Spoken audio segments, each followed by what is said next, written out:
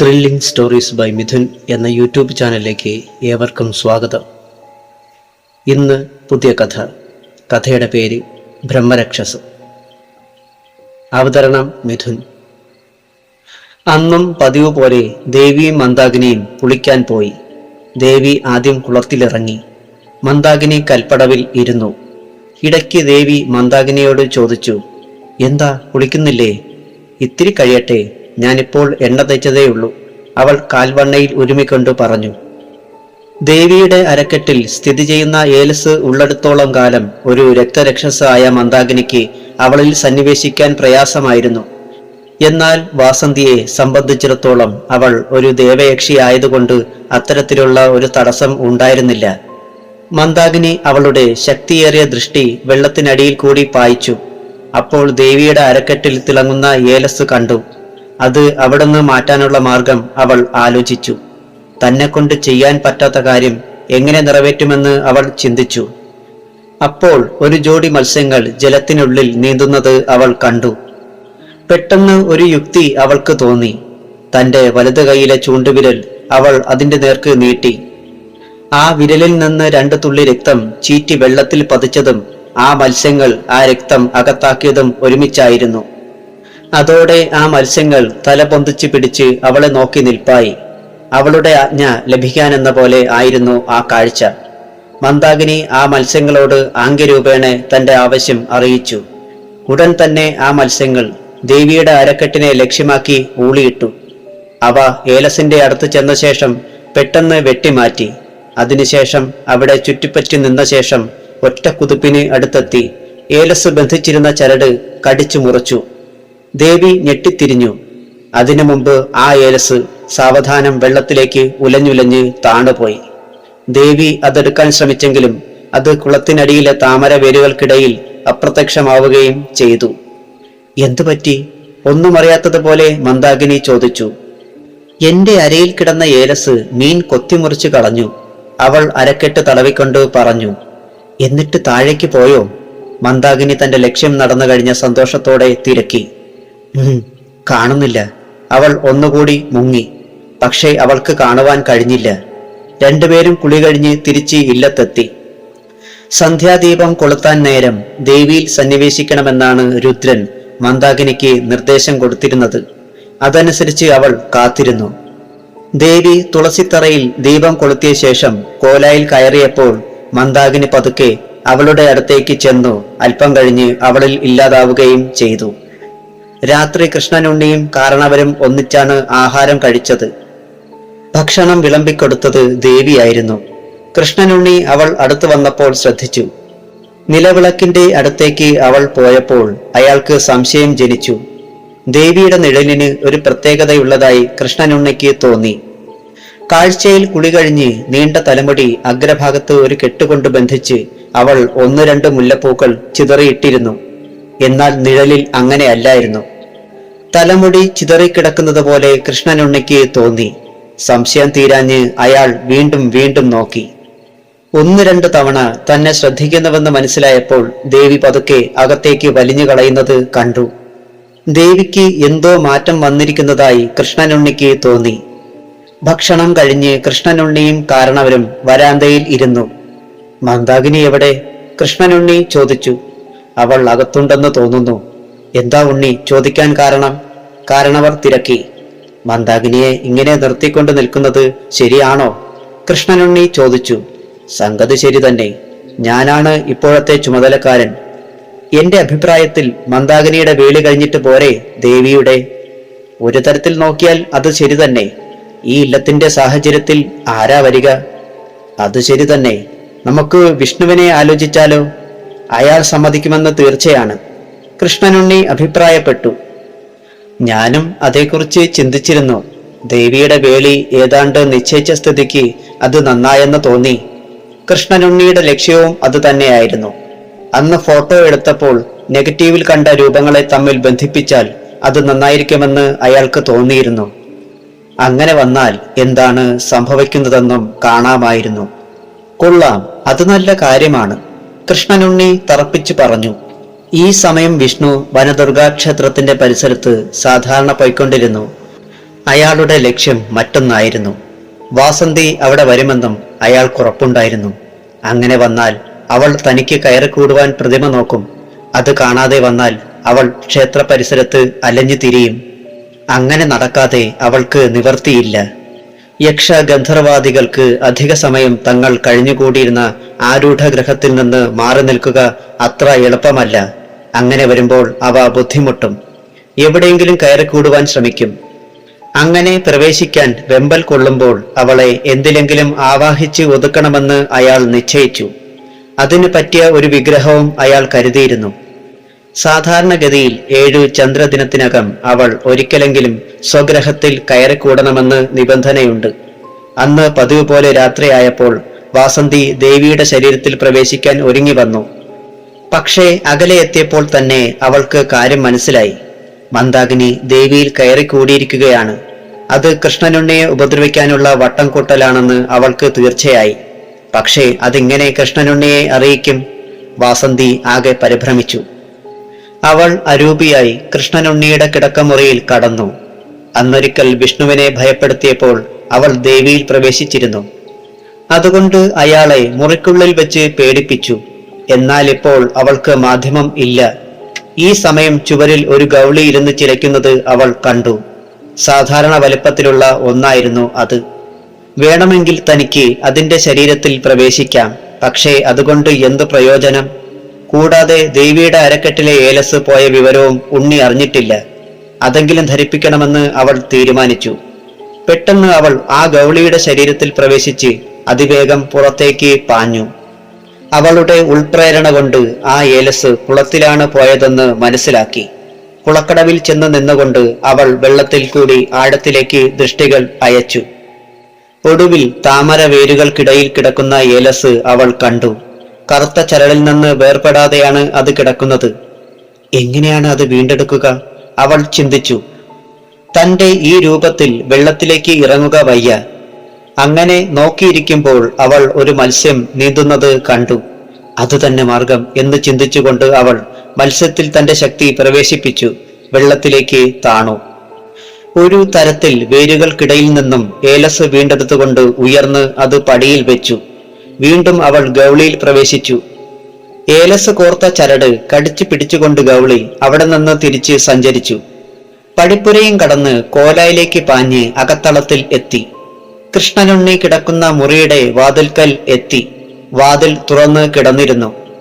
ഈ സമയം വിഷ്ണു ക്ഷേത്ര പരിസരത്ത് നിന്ന് പൊന്നാട്ടുമനയിലെത്തി.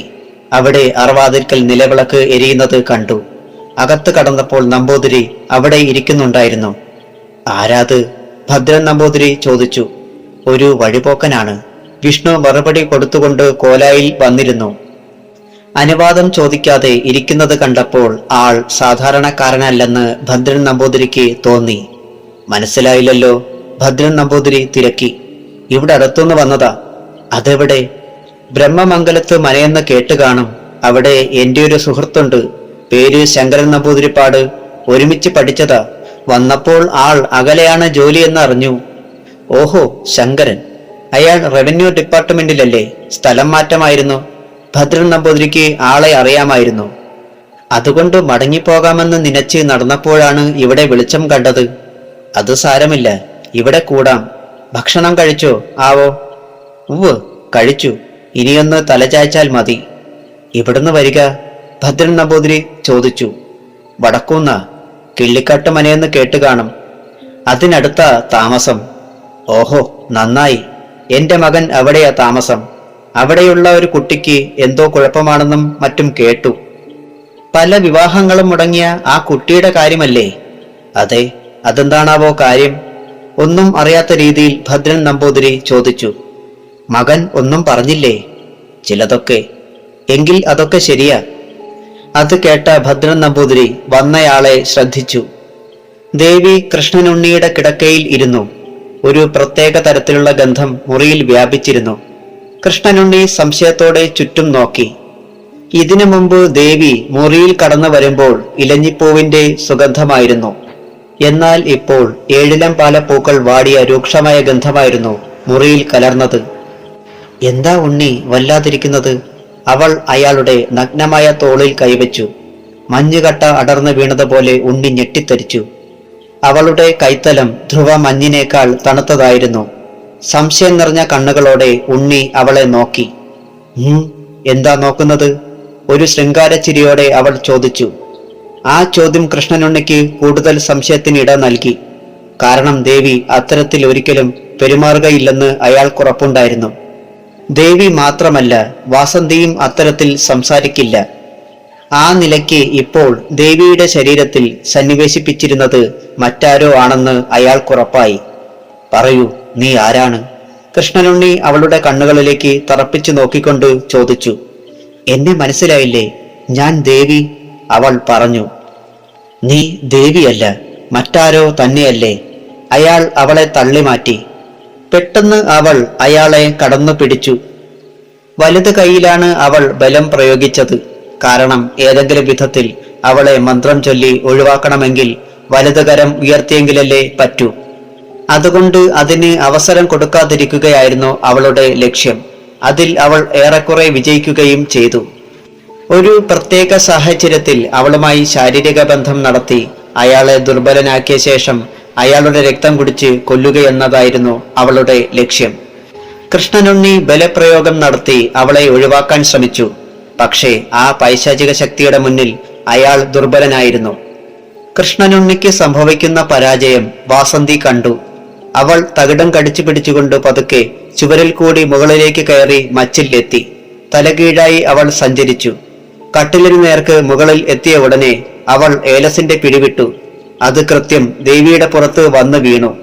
ഹാ! തീപ്പൊള്ളൽ ഏറ്റതുപോലെ അവൾ പുളഞ്ഞു താഴെ വീണു. ഈ തക്കത്തിൽ കൃഷ്ണനുണ്ണി ഏലസ് കയ്യിലെടുത്തു. അത് നഷ്ടപ്പെട്ട കാര്യം അപ്പോഴാണ് അയാൾ ഓർത്തത്. കുളിച്ചുകൊണ്ടിരിക്കുമ്പോൾ മത്സ്യം കൊത്തിയതു മുതൽ അതുവരെ ഏലസിനെ കുറിച്ച് അയാൾ മറന്നുപോയിരുന്നു. അയാൾ തകിട് അവളുടെ നേർക്ക് പിടിച്ചു. നിമിഷങ്ങൾക്കുള്ളിൽ ദേവി ബോധശൂന്യയായി തീർന്നു. കൃഷ്ണനുണ്ണി മേശപ്പുറത്ത് വെച്ചിരുന്ന തുളസിയിലെ ഇട്ടിരുന്ന വെള്ളം അവളുടെ മുഖത്ത് തളിച്ചു. ഒരു സ്വപ്നത്തിൽ നിന്ന് മുക്തി നേടുന്നത് പോലെ അവൾ കണ്ണുകൾ തുറന്നു. അയ്യോ, എന്താണിത്? ഞാനിങ്ങനെ ഇവിടെ വന്നു, അവൾ പുലമ്പി. അതിനുശേഷം ലജ്ജയോടെ എണീറ്റു. ദേവി പൊയ്ക്കോളൂ, കൃഷ്ണനുണ്ണി പറഞ്ഞു. ഞാനിങ്ങനെ ഇവിടെ എത്തി? അവൾ വീണ്ടും ചോദിച്ചു. ഒരു ദുസ്വപ്നത്തിൽ അപകടത്തിൽപ്പെട്ടതാണ്, സാരമില്ല. കൃഷ്ണനുണ്ണി അവളെ പോകാൻ അനുവദിച്ചു. വാതിൽ തുറന്ന് അവൾ ഓടിമറഞ്ഞു. കൃഷ്ണനുണ്ണിക്ക് കാര്യം ഏറെക്കുറെ ബോധ്യമായി. മുകളിൽ ഗൗളി ചിലയ്ക്കുന്നത് കേട്ട് അയാൾ നോക്കി. അത് പതുക്കെ നിഴലിൽ മറയുകയും ചെയ്തു. അടുത്ത നാൾ രാവിലെ കാരണവർ കാപ്പിക്കുടി കഴിഞ്ഞ് കൃഷ്ണനുണ്ണിയോടൊപ്പം ചാവടിയിൽ വന്നു. അച്ഛൻ പറഞ്ഞതുപോലെ കാര്യങ്ങൾ നടത്തട്ടെ? അദ്ദേഹം ചോദിച്ചു. എനിക്ക് വിരോധം ഇല്ല. കൃഷ്ണനുണ്ണി സമ്മതിച്ചു. അധികം താമസിയാതെ വിവാഹം നടത്തുവാൻ കാരണവർ തീരുമാനിച്ചു. ഭദ്രൻ നമ്പൂതിരിക്ക് വിഷ്ണുവിന്റെ സംസാരത്തിൽ സംശയം തോന്നിയിരുന്നു. തന്റെ മുന്നിൽ ഇരുന്ന് സംസാരിക്കുന്ന ചെറുപ്പക്കാരന് പ്രായത്തിൽ കവിഞ്ഞ അറിവും അതുപോലെ അസാധാരണമായ എന്തോ ശക്തിയുണ്ടെന്ന് ഭദ്രൻ നമ്പൂതിരി ഉറപ്പിച്ചു. അയാളെ ഒന്ന് പരീക്ഷിക്കുവാൻ അദ്ദേഹം തീരുമാനിച്ചു. വിഷ്ണു അവിടെ ഇരിക്കൂ, ഞാനിപ്പോൾ വരാം. ഭദ്രൻ നമ്പൂതിരി എണീറ്റ് അകത്തുപോയി. തിരികെ വരുമ്പോൾ അദ്ദേഹത്തിന്റെ കയ്യിൽ ഒരു മാറു നീളമുള്ള ഒരു കയർ ഉണ്ടായിരുന്നു. ആ കയർ അദ്ദേഹം വരാന്തയിൽ ഇട്ടു. വിഷ്ണു ആ കയറിൽ സൂക്ഷിച്ചു നോക്കി. അല്പസമയം കഴിഞ്ഞപ്പോൾ ആ കയർ അനങ്ങുന്നത് വിഷ്ണു കണ്ടു. എന്നിട്ടും അയാളിൽ യാതൊരു കുലുക്കവും കണ്ടില്ല. ഭദ്രൻ നമ്പൂതിരി ശ്രദ്ധിക്കുന്നുണ്ടായിരുന്നു. ചുരുണ്ടു കിടന്ന കയർ ഒന്ന് നിവർന്ന ശേഷം പതുക്കെ പുളയുവാൻ തുടങ്ങി. പെട്ടെന്ന് കയറിന്റെ അഗ്രം ഉയർന്നു. അത് ഇരുവശത്തേക്കും ആടാൻ തുടങ്ങി. ഒരു സർപ്പം ഭണം വിടർത്തി ആടുന്നത് പോലെ ആയിരുന്നു അതിന്റെ ചലനം. വിഷ്ണു പതുക്കെ ആ കയറിൽ പിടിച്ചു. അടുത്ത നിമിഷം അത് ഒരു സർപ്പരൂപം പ്രാപിക്കുകയും ചെയ്തു. എന്നിട്ടും വിഷ്ണു കുലുങ്ങിയില്ല. അയാൾ അതിന്റെ വാലിൽ പിടിച്ച് പുറത്തേക്ക് വലിച്ചെറിഞ്ഞു. ഇപ്പോഴാണ് നിങ്ങളെ ശരിക്കും എനിക്ക് മനസ്സിലായത്. ഞാനൊന്ന് പരീക്ഷിക്കുകയായിരുന്നു, ഭദ്രൻ നമ്പൂതിരി പറഞ്ഞു. ഓ, ഞാനും അത് മനസ്സിലാക്കി. നാം രണ്ടുപേരും മോശക്കാരല്ല എന്ന് തീർച്ചയായി അല്ലേ? വിഷ്ണു ചോദിച്ചു. അതെ, തീർച്ചയായും. പക്ഷേ നിങ്ങൾക്ക് രൂപമാറ്റം സംഭവിച്ചിട്ടുണ്ട്. ഞാൻ പറഞ്ഞത് ശരിയല്ലേ? ഭദ്രൻ നമ്പൂതിരി ചെറുതായി ചിരിച്ചു. ശരി തന്നെ, ഞാനിപ്പോൾ വിഷ്ണുവിന്റെ ശരീരത്താണ്. ഒരു പ്രത്യേക സാഹചര്യത്തിൽ അങ്ങനെ വേണ്ടിവന്നു. അപ്പോൾ നിങ്ങളാണോ ആ പെൺകുട്ടിയുടെ വിവാഹങ്ങൾ എല്ലാം മുടക്കിയത്? ഭദ്രൻ നമ്പൂതിരി ചോദിച്ചു. അല്ല, ഒരിക്കലുമല്ല. ഞാൻ അവളെ വിവാഹം കഴിക്കാൻ ശ്രമിച്ചു എന്നുള്ളത് നേരാണ്. അതൊരു പരീക്ഷണം ആയിരുന്നു. എന്തു പരീക്ഷണം? ആ കുട്ടിയുടെ വിവാഹങ്ങൾ എന്തോ അജ്ഞാത കാരണങ്ങളാൽ മുടങ്ങിയെന്ന് ഞാൻ കേട്ടു. അങ്ങനെയാണെങ്കിൽ അതൊന്ന് നേരിടണമെന്ന് ഞാൻ തീരുമാനിച്ചു. അപ്പോൾ നിങ്ങളല്ലേ അതിന്റെ പിന്നിലെല്ലാം പ്രവർത്തിച്ചത്? ഭദ്രൻ നമ്പൂതിരി ചോദിച്ചു. ഒരിക്കലുമല്ല. അങ്ങനെയായിരുന്നെങ്കിൽ എന്റെ കഴുത്തിലും സർപ്പം വീഴുകയുണ്ടായല്ലോ, വിഷ്ണു പറഞ്ഞു. അതെ, അത് ശരിയാണല്ലോ. ഞാൻ അതേക്കുറിച്ച് ചിന്തിച്ചില്ല. ഭദ്രൻ നമ്പൂതിരിക്ക് അപ്പോഴാണ് കാര്യം മനസ്സിലായത്. ഇതിന്റെ എല്ലാം പിന്നിൽ മറ്റു ആരോ ആണ്. അത് ആരാണെന്ന് കണ്ടുപിടിച്ചാൽ കൊള്ളാമെന്നുണ്ട്. പിന്നെ വലിയൊരു മാന്ത്രികനോട് ഏറ്റുമുട്ടുന്നത് രസകരമായ ഒരു കാര്യമാണ്. അതുപോട്ടെ, നിങ്ങളാരാണ്? ഭദ്രൻ നമ്പൂതിരി തിരക്കി. എന്റെ യഥാർത്ഥ പേര് ജയന്തൻ. ഞാൻ വിഷ്ണുവിന്റെ ആത്മാവിനെ നിർവീര്യമാക്കി അവന്റെ ജഡത്തിൽ സന്നിവേശിച്ചു. അപ്പോൾ നിങ്ങളുടെ യഥാർത്ഥ ജഡം? അത് ഞാൻ സൂക്ഷിച്ചിരിക്കുകയാണ്. ഇന്നല്ലെങ്കിൽ നാളെ ഞാൻ തിരിച്ചു പോകും, ജയന്തൻ പറഞ്ഞു. അങ്ങനെയെങ്കിൽ ഇപ്പോൾ മുതൽ ഞാൻ നിങ്ങളെ ജയന്തൻ എന്ന് വിളിക്ക. അതുപോരെ? മതി, എങ്ങനെയായാലും വിരോധമില്ല. ജയന്തൻ, അപ്പോൾ കിള്ളിക്കാട്ട് മനയുടെ ശത്രു ഭയങ്കരനാണ്. അയാൾ ആ മനയുമായി ബന്ധമുള്ള ആളുമാണ്. ഏതോ ഒരു മാന്ത്രികനുമായി കൂട്ടുകൂടിയാണ് അയാൾ ഇതൊക്കെ ചെയ്യുന്നത്. നിങ്ങളും ഒരു മാന്ത്രികനാണെന്ന് ഉണ്ണിക്ക് സംശയം ഉണ്ടായിരുന്നു. അതുപോലെ മറ്റൊരാളും അവിടെയുണ്ട്. അവളെ എനിക്കറിയാം. ആ തറവാട്ടിലെ ബന്ധു ചമഞ്ഞ് കൂടിയിരിക്കുന്ന ഒരുവളല്ലേ, പേര് മന്ദാകിനി. അതെ, അവളെക്കുറിച്ച് ഞാനും കേട്ടു. അവളെ ചിലപ്പോൾ മറ്റേയാൾ അയച്ചതാകാം. അങ്ങനെ വേണം സംശയിക്കാൻ. എനിക്ക് അവളുമായി യാതൊരുവിധ ബന്ധവും ഇല്ല, ജയന്തൻ പറഞ്ഞു. എങ്കിൽ നമുക്കൊന്നിച്ച് നീങ്ങാം. കൃഷ്ണനുണ്ണി അവിടെയുള്ള പെൺകുട്ടിയെ വിവാഹം കഴിക്കുന്നതിൽ നിങ്ങൾക്ക് എതിർപ്പില്ലല്ലോ? എനിക്കോ? 50 കഴിഞ്ഞ ഞാൻ ആ തളിര് പോലെയുള്ള പെണ്ണിനെ വേളി കഴിക്കുകയോ? അപ്പോൾ അങ്ങനെ ചെയ്തത് ഒരു പരീക്ഷണമായിരുന്നു. അത് നടന്നില്ല. ഇനി ഉദ്ദേശമില്ല, ജയന്തൻ സമ്മതിച്ചു. എന്നാൽ നാളെ നമുക്ക് കിള്ളിക്കാട്ട് മനയിൽ പോകണം, ഭദ്രൻ നമ്പൂതിരി പറഞ്ഞു. ജയന്തൻ അത് സമ്മതിക്കുകയും ചെയ്തു. ജയന്തൻ ഇതൊക്കെ സമ്മതിച്ചുവെങ്കിലും അതിന്റെ പിന്നിൽ മറ്റൊരു ദുരുദ്ദേശവും ഉണ്ടായിരുന്നു. അത് ഭദ്രൻ നമ്പൂതിരിക്ക് മനസ്സിലായില്ല.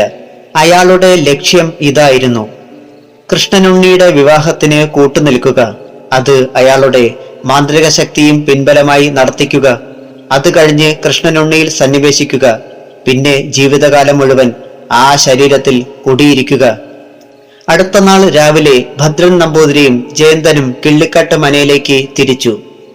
അപ്രതീക്ഷിതമായി വിഷ്ണുവും കൂടി ഭദ്രൻ നമ്പൂതിരിയോടൊത്ത് വരുന്നത് കണ്ട് നാരായണൻ നമ്പൂതിരിയും കൃഷ്ണനുണ്ണിയും അത്ഭുതപ്പെട്ടു. വിഷ്ണുവും കൂടിയുണ്ടോ? കാരണവർ ചോദിച്ചു. അതെ, ഞങ്ങൾ രണ്ടുപേരും പോന്നു, വിഷ്ണു പറഞ്ഞു. വിവാഹത്തെക്കുറിച്ച് ഞങ്ങൾ ഒന്നിച്ചിരുന്ന് തീരുമാനിച്ചു.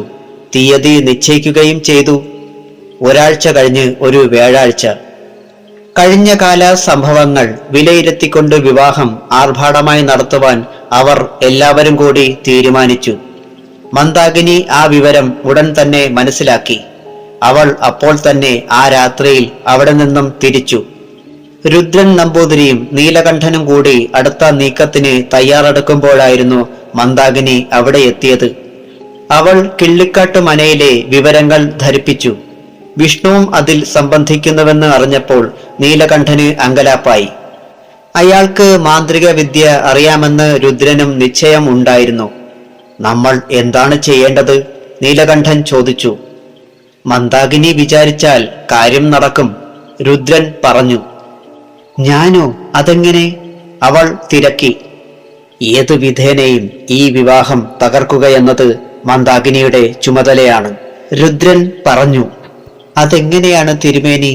അവൾ ചോദിച്ചു. രുദ്രൻ ചിന്തയിലാണ്ടു. ഇതുവരെ താൻ എല്ലാത്തിലും പരാജയപ്പെട്ടുകൊണ്ടിരിക്കുകയാണ്. മാത്രമല്ല, ഇപ്പോൾ നടക്കാൻ പോകുന്ന വിവാഹത്തിൽ താൻ സംശയിക്കുന്ന വിഷ്ണുവും കൂടിയുണ്ട്. അന്ന് അയാൾ മാലയായി വീണ സർപ്പത്തെ വലിച്ചെറിഞ്ഞതാണ്. അത് വന്നു വീണത് തന്റെ മുഖത്തും. ആ നിലയ്ക്ക് ഇത്തവണ താൻ തോൽക്കുമെന്ന് തീർച്ചയാണ്. അതുകൊണ്ട് വളരെ കരുതിയിരിക്കണം. ഇത്തവണ ചെയ്യുന്നത് അഴിക്കാൻ കഴിയാത്തത് ആയിരിക്കുകയും വേണം. എന്തു വന്നാലും വിവാഹം നടക്കാൻ പാടില്ല, നീലകണ്ഠനും പറഞ്ഞു. ഞാൻ എന്തു ചെയ്യണം? മന്ദാകിനി തിരക്കി. വിവാഹ സമയത്ത് നീ ദേവിയുടെ ശരീരത്തിൽ പ്രവേശിക്കണം, രുദ്രൻ കൽപ്പിച്ചു. എന്നിട്ട്? നീലകണ്ഠൻ തിരക്കി. എന്നിട്ടോ? കല്യാണത്തിന് ഒരുക്കുകയില്ലേ? അത് കഴിഞ്ഞാലുടൻ നീ അവളുടെ ശരീരത്തിൽ സന്നിവേശിച്ച ശേഷം ആരും കാണാതെ ഇറങ്ങണം. അതെങ്ങനെ? കല്യാണ പെണ്ണിന് ചുറ്റും ആളുകൾ കാണുകയില്ലേ? നീലകണ്ഠൻ ചോദിച്ചു. അതിന് വഴിയുണ്ട്. അലങ്കാരം കഴിഞ്ഞ് മൂത്രശങ്ക തോന്നിട്ടെന്ന വണ്ണം പുറത്തിറങ്ങി കുളത്തിനു നേരെ ഓടണം. എന്നിട്ട് വെള്ളത്തിൽ ചാടണം. അവളുടെ ശരീരം നിർജീവമാണെന്ന് ബോധ്യപ്പെട്ടാൽ നീ ആ ദേഹം വെടിഞ്ഞ് പുറത്തു പോരണം. അത് കഴിഞ്ഞ് കല്യാണ മണ്ഡപത്തിനടുത്ത് കാണുകയും വേണം. രുദ്രൻ വിശദീകരിച്ചു. ആ അഭിപ്രായം നീലകണ്ഠന് ബോധിച്ചു. ആർക്കും സംശയം തോന്നാത്ത ഒരു നടപടിയാണെന്ന് അതെന്ന് നീലകണ്ഠന് തോന്നി. കുറെ സമയത്തേക്ക് ആർക്കും ഒന്നും മനസ്സിലാകയില്ല. അത് കഴിഞ്ഞാണ് ദേവിയെ അന്വേഷിക്കുക. അപ്പോഴേക്കും വിഷ്ണു വിചാരിച്ചാലും അവളെ രക്ഷിക്കാൻ കഴിയില്ല. ഞാൻ അങ്ങനെ ചെയ്യാം, മന്ദാകിനി സമ്മതിച്ചു. എങ്കിൽ പൊയ്ക്കോളൂ, രുദ്രൻ കൽപ്പിച്ചു. മന്ദാകിനി അവിടെ നിന്നും പോന്നു. ദേവിയുടെ വിവാഹ വാർത്ത നാടെല്ലാം അറിഞ്ഞു. ആളുകൾ അത് കാര്യമായി എടുത്തില്ല. എങ്കിലും ഒരു പുതിയ ദുരന്തം കൂടി ഉണ്ടാകാൻ പോകുന്നു എന്ന് നാട്ടുകാർ മനസ്സിൽ കണക്ക് കൂട്ടി. ആരായിരിക്കും അടുത്തത്? ഗ്രാമത്തിൽ ബസ് വന്നു നിൽക്കുന്ന കവലയിലെ ചായക്കടയിൽ അതായിരുന്നു സംസാരം. ആരെങ്കിലും ഒരാൾ കാണും. കഴിഞ്ഞ തവണ കഴുത്തിലിട്ട മാല സർപ്പമായെന്ന് പറഞ്ഞ് കേൾക്കുന്നു, ഒരാൾ പറഞ്ഞു. എന്നിട്ട് മണവാളൻ ആ സർപ്പത്തെ വലിച്ചെറിഞ്ഞുവെന്നാണ് അറിഞ്ഞത്. അത് തിരുമേനിയുടെ അനന്തിരവൻ ആയിരുന്നു പോലും. ആകെ കുഴപ്പമാ. പിന്നെ ആ പെൺകുട്ടി അഷ്ടമത്തിൽ ചൊവ്വയാണ്. പിന്നെ എങ്ങനെ ശരിയാകും? അതിന് വഴിയുണ്ട്. പറ്റിയ ആളെ കണ്ടെത്താൻ പത്രത്തിലൊരു പരസ്യം കൊടുത്താൽ പോരെ? അത് വേറെ കളിയാകും. ഇപ്പോൾ ജാതകത്തിലൊന്നും വിശ്വാസമില്ലാത്തവര് അതിന് യോജിച്ച ജാതകമുണ്ടാക്കും. എന്തിനാണെന്നോ? പണം മോഹിച്ച്. ചിലപ്പോ രക്ഷപ്പെട്ടെന്നും വരും. ഇപ്പോഴാരാ കെട്ടാൻ പോണത്? അതുവരെ നിശബ്ദമായിരുന്ന ശങ്കുണ്ണി നായർ ചോദിച്ചു. ആ ചെക്കൻ അവിടെ പോക്കുവരവുള്ളതാണത്രേ. അപ്പോ പിന്നെ ഗാന്ധർവം കഴിഞ്ഞു കാണും. വല്ലപ്പോഴും കവിത എഴുതുന്ന ഗ്രാമത്തിലെ കവിയായ ചെറുപ്പക്കാരൻ പറഞ്ഞു. എങ്കിൽ പിന്നെ ജാതകമിനി നോക്കണ്ട, പോകാനുള്ളതാണേൽ ഇതിനു മുമ്പേ പോയേനെ, ശങ്കുണ്ണി നായർ പറഞ്ഞു. ഏതിനും കാത്തിരുന്ന് കാണാം. ചായക്കടക്കാരൻ സംഭാഷണത്തിന് വിരാമമിട്ടു. അപ്പോഴേക്കും കൃഷ്ണനുണ്ണി ചായക്കടയിൽ കയറി വന്നു. അയാൾ ബസ്സിറങ്ങി അങ്ങോട്ട് ചെന്നതായിരുന്നു. ഒരു ചായ, കൃഷ്ണനുണ്ണി ആവശ്യപ്പെട്ടു. ഒരാൾ കണ്ണു കാണിച്ചു. അവിടെ കൂടിയിരുന്നവരിൽ ചിലർക്ക് കൃഷ്ണനുണ്ണിയെ അറിയാമായിരുന്നു. ചായക്കടക്കാരൻ ചായ അടിച്ചുകൊണ്ടുവന്നു. കൃഷ്ണനുണ്ണി ചായ ഊതിക്കുടിച്ചു കൊണ്ടിരുന്നു. എവിടാ? മനസ്സിലായില്ലല്ലോ, ശങ്കുണ്ണി നായർ ചോദിച്ചു. ഞാൻ കിള്ളിക്കാട്ട് മനയിലേക്കാ വരുന്നത്, തെക്കൂന്ന, കൃഷ്ണനുണ്ണി പറഞ്ഞു. ഒരു സംശയം ചോദിച്ചോട്ടെ? അതുവരെ ഒന്നും പറയാതിരുന്ന ചാക്കോച്ചേട്ടൻ ചോദിച്ചു. ചാക്കോച്ചേട്ടൻ ഗ്രാമത്തിലെ പ്രധാനപ്പെട്ട കൃഷിക്കാരനാണ്. നെല്ലും തേങ്ങായും കിട്ടാനുണ്ട്. പിന്നെ കിള്ളിക്കാട്ട് മനയിലെ തിരുമേനിയെ അറിയുകയും ചെയ്യാം. ആൾ നല്ലവനാണ്. എന്താ? ചോദിച്ചോളൂ. കൃഷ്ണനുണ്ണി അയാളുടെ നേരെ മുഖം തിരിച്ചു. അല്ല, കൊച്ചു തിരുമേനിയാണോ അവിടത്തെ ശ്രീക്കുട്ടിയെ വേളി കഴിക്കാൻ പോണത്? ചാക്കോച്ചേട്ടൻ തിരക്കി. അതെ, എന്താ? ഒന്നുമില്ല, സംശയം കൊണ്ട് ചോദിച്ചതാ. എല്ലാം അറിഞ്ഞോണ്ടായിരിക്കുമല്ലോ. എന്ന് വെച്ചാൽ? കൃഷ്ണനുണ്ണി വെറുതെ നേരം പോക്കിന് വേണ്ടി ചോദിച്ചു. ഇതിനു മുമ്പ് പല ദുരന്തങ്ങളും നടന്നതാ. അത് ഞാൻ പത്രത്തിൽ വായിച്ചു. അങ്ങനെയാണേൽ പരീക്ഷിക്കാനാ അല്ലേ? അങ്ങനെയും കരുതാം. കൃഷ്ണനുണ്ണി ആറിയ ചായ എടുത്തു കുടിച്ച് എണീറ്റു. പണം കൊടുത്ത ശേഷം അയാൾ നടന്നു. പാവം നല്ല പയ്യനാ, അതിന് ഈ ഗതി വന്നല്ലോ, ചായക്കടക്കാരൻ പറഞ്ഞു. കൃഷ്ണനുണ്ണി മനയിലെത്തി. ഇനി 2 നാൾ കൂടിയേ വിവാഹത്തിനുള്ളൂ. കാര്യമായ ഒരുക്കങ്ങൾ ഒന്നും തന്നെ ഉണ്ടായിരുന്നില്ല. അതുകൊണ്ട് ഇല്ലത്തിൽ പ്രത്യേകത ഒന്നും തന്നെ തോന്നിയില്ല. കല്യാണ ദിവസം. അധികം ആൾക്കാർ ഇല്ല, കേവലം 50 പേർ മാത്രം. ഭദ്രൻ നമ്പൂതിരിയും കൃഷ്ണനുണ്ണി നിർബന്ധിച്ചത് അനുസരിച്ചാണ് സദ്യ ഒരുക്കിയത്. വിഷ്ണു ആണ് അതിന് നേതൃത്വം നൽകിയത്. വിവാഹം നടന്നു കഴിഞ്ഞ് എന്ത് ചെയ്യണമെന്ന് അയാൾ തീരുമാനിച്ച് ഉറച്ചിരുന്നു. മുഹൂർത്തം രാവിലെ 10-നും 10:30-ക്കും ഇടയിലാണ്. ദേവിയെ ഒരുക്കാൻ 2 സ്ത്രീകളെ ഉണ്ടായിരുന്നുള്ളൂ. അധികം മോടി പിടിപ്പിക്കൽ ഇല്ലായിരുന്നു. ആഭരണങ്ങൾ അധികം അണിഞ്ഞില്ല. ഇതിനു മുമ്പ് കല്യാണത്തിനായി ഒരുങ്ങിയപ്പോൾ ഉടുക്കാത്ത സാരിയാണ് ഇത്തവണ വാങ്ങിയത്. അതിനുവേണ്ടിയും അധികം വില കൊടുത്തില്ല. എങ്ങനെയെങ്കിലും താലികെട്ട് നടന്നു കണ്ടാൽ മതിയായിരുന്നു നാരായണൻ നമ്പൂതിരിക്കും ഭാര്യയ്ക്കും. ഒരുക്കങ്ങൾ കഴിഞ്ഞപ്പോൾ മന്ദാകിനി പതുക്കെ പത്തായപ്പുരയിലേക്ക് വലിഞ്ഞു. അവിടെ നിന്ന് അവൾ മായയായി വന്ന് പതുക്കെ ദേവിയുടെ ശരീരത്തിൽ കടന്നുകൂടി. പെട്ടെന്ന് ദേവിയുടെ ശരീരത്തിന് ഒരു മാറ്റം സംഭവിച്ചു. ഒരു നേരിയ തലചുറ്റൽ വരികയും പെട്ടെന്ന് അത് മാറുകയും ചെയ്തു. അവൾ പതുക്കെ എണീറ്റു. പുറത്തേക്ക് നടക്കാൻ ഭാവിച്ചു. എവിടെ പോണു? കൂട്ടുകാരികൾ ചോദിച്ചു. മറപ്പുര വരെ പോയിട്ട് വരാം. അവൾ അവരെ ശ്രദ്ധിക്കാതെ പുറത്തേക്ക് നടന്നു. മറപ്പുര കടന്ന് അവൾ നാലുകെട്ടിന്റെ പുറകിൽ എത്തി. അവിടെ നിന്ന് അവൾ അതിവേഗം കുളക്കരയിലേക്ക് ഓടി. കുളപ്പുരയുടെ അടുത്തു ചെന്ന് ചുറ്റും നോക്കിയ ശേഷം വേഗം കൽപ്പടവുകൾ ഇറങ്ങി വെള്ളത്തിൽ ചാടുകയും ചെയ്തു. മുഹൂർത്തത്തിന് സമയമായി. അകിലും ചന്ദനവും കത്തിയെരിയുന്ന ഹോമകുണ്ഠത്തിനരികെ ഇരുന്നു കൊണ്ട് പൂജാരി ദാനവേദൻ നമ്പൂതിരി വിളിച്ചു പറഞ്ഞു. കൃഷ്ണനുണ്ണി അടുത്തു തന്നെ ഇരിപ്പുണ്ട്. അയാൾ തലവെട്ടിക്കാതെ ദേവി വരുന്നുണ്ടോ എന്ന് നോക്കുന്നുണ്ടായിരുന്നു. വിഷ്ണുവിന്റെ നോട്ടം പടിപ്പുര വാതിൽക്കലേക്ക് ആയിരുന്നു. എന്തെങ്കിലും ദുർനിമിത്തങ്ങൾ വന്നാൽ തന്നെ അത് പടിപ്പുര വാതിലിൽ കൂടി ആയിരിക്കുമെന്ന് അയാൾ തീരുമാനിച്ചു. മുഹൂർത്തത്തിന് നിമിഷങ്ങൾ മാത്രമേ ബാക്കിയുള്ളൂ. മന്ദാകിനിയെ അയച്ച ശേഷം രുദ്രൻ നമ്പൂതിരിയും നീലകണ്ഠനും കൂടി കിള്ളിക്കാട്ട് മനയിലേക്ക് പോകാൻ തയ്യാറെടുക്കുകയായിരുന്നു. ഇത് അവരെ സംബന്ധിച്ചിടത്തോളം കടുത്ത പരീക്ഷണമായിരുന്നു. അതിൽ വിജയിക്കുമെന്ന് അവർക്ക് ഉറപ്പുണ്ടായിരുന്നു. അവിടെ ചെന്ന് കഴിഞ്ഞാൽ എന്താണ് ഉദ്ദേശിക്കുന്നത്? രുദ്രൻ ചോദിച്ചു. എന്തു ചിന്തിക്കാൻ? ഇതോടെ അയാൾ തീരുമെന്നാണ് എന്റെ വിശ്വാസം. ഇതുവരെ ദുരന്തങ്ങൾ സംഭവിച്ചത് വരന്മാർക്കായിരുന്നു. ഇത്തവണ മകൾക്ക് ആയതുകൊണ്ട് അയാൾ പിന്നീട് അധികം ചിന്തിക്കില്ല. ആത്മഹത്യ ചെയ്യുമെന്ന് ഉറപ്പാണ്. നീലകണ്ഠൻ ആത്മവിശ്വാസത്തോടെ പറഞ്ഞു. മന്ദാകിനിയുടെ കയ്യിലാണ് നമ്മുടെ വിജയം. രുദ്രൻ പറഞ്ഞു. ഇത്തവണ നിങ്ങൾ ചെയ്തിരിക്കുന്ന ഏർപ്പാട് വിജയിക്കുമെന്ന് ഉറപ്പാണ്. അവളുടെ ശവം പൊന്തിയത് തന്നെ. അതിലും ശേല് മറ്റൊന്നാണ്. രുദ്രൻ താടി തടവിക്കൊണ്ട് പറഞ്ഞു. അതെന്ത്? ഇന്നും നാളെയും അവളെ കണ്ടുകിട്ടേണ്ടേ? 3-ാം പക്കമല്ലേ പൊന്തുകയുള്ളൂ. അത് നേരാണല്ലോ. രണ്ടുപേരും അതിവേഗം നടന്നു. പിന്നെ ഒരു കാര്യം നടത്തി കഴിഞ്ഞ് മന്ദാകിനി അവിടെ തന്നെ കാണും.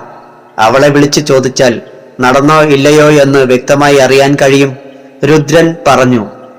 അതിന് നമ്മൾ പടിപ്പുരയിൽ പോയി നിന്നാൽ മതി. അവൾ ഇറങ്ങി വരും. കുറെ നാട്ടുകാരെയെങ്കിലും അവിടെ കാണാതിരിക്കില്ല. അക്കൂട്ടത്തിൽ നമ്മൾ നിന്നാൽ ആരും സംശയിക്കുകയും ഇല്ല. സംഗതി അറിയുകയും ചെയ്യാം. ബസ് കയറി അവർ കിള്ളിക്കാട്ട് ഗ്രാമത്തിലെത്തി. ചായക്കടയിൽ കയറി. അവിടെ കുറെ പേർ ഇരിപ്പുണ്ടായിരുന്നു. അപരിചിതരെ കണ്ട് അവർ സൂക്ഷിച്ചു നോക്കി. എവിടുന്നാ വരിക? ചായക്കടക്കാരൻ തിരക്കി. ഞങ്ങൾ കിള്ളിക്കാട്ട് മനയിലേക്ക്. രുദ്രൻ പറഞ്ഞു. അവിടെ ഇന്ന് കല്യാണമാണല്ലോ, അതിനായിരിക്കും. ചായ കുടിച്ചുകൊണ്ടിരുന്ന ഒരാൾ ചോദിച്ചു. അതെ, നീലകണ്ഠൻ പറഞ്ഞു. എങ്കിലിനി അധികം താമസിക്കേണ്ട. മുഹൂർത്തം 10-നും 10:30-ക്കും ഇടയ്ക്കാണ്.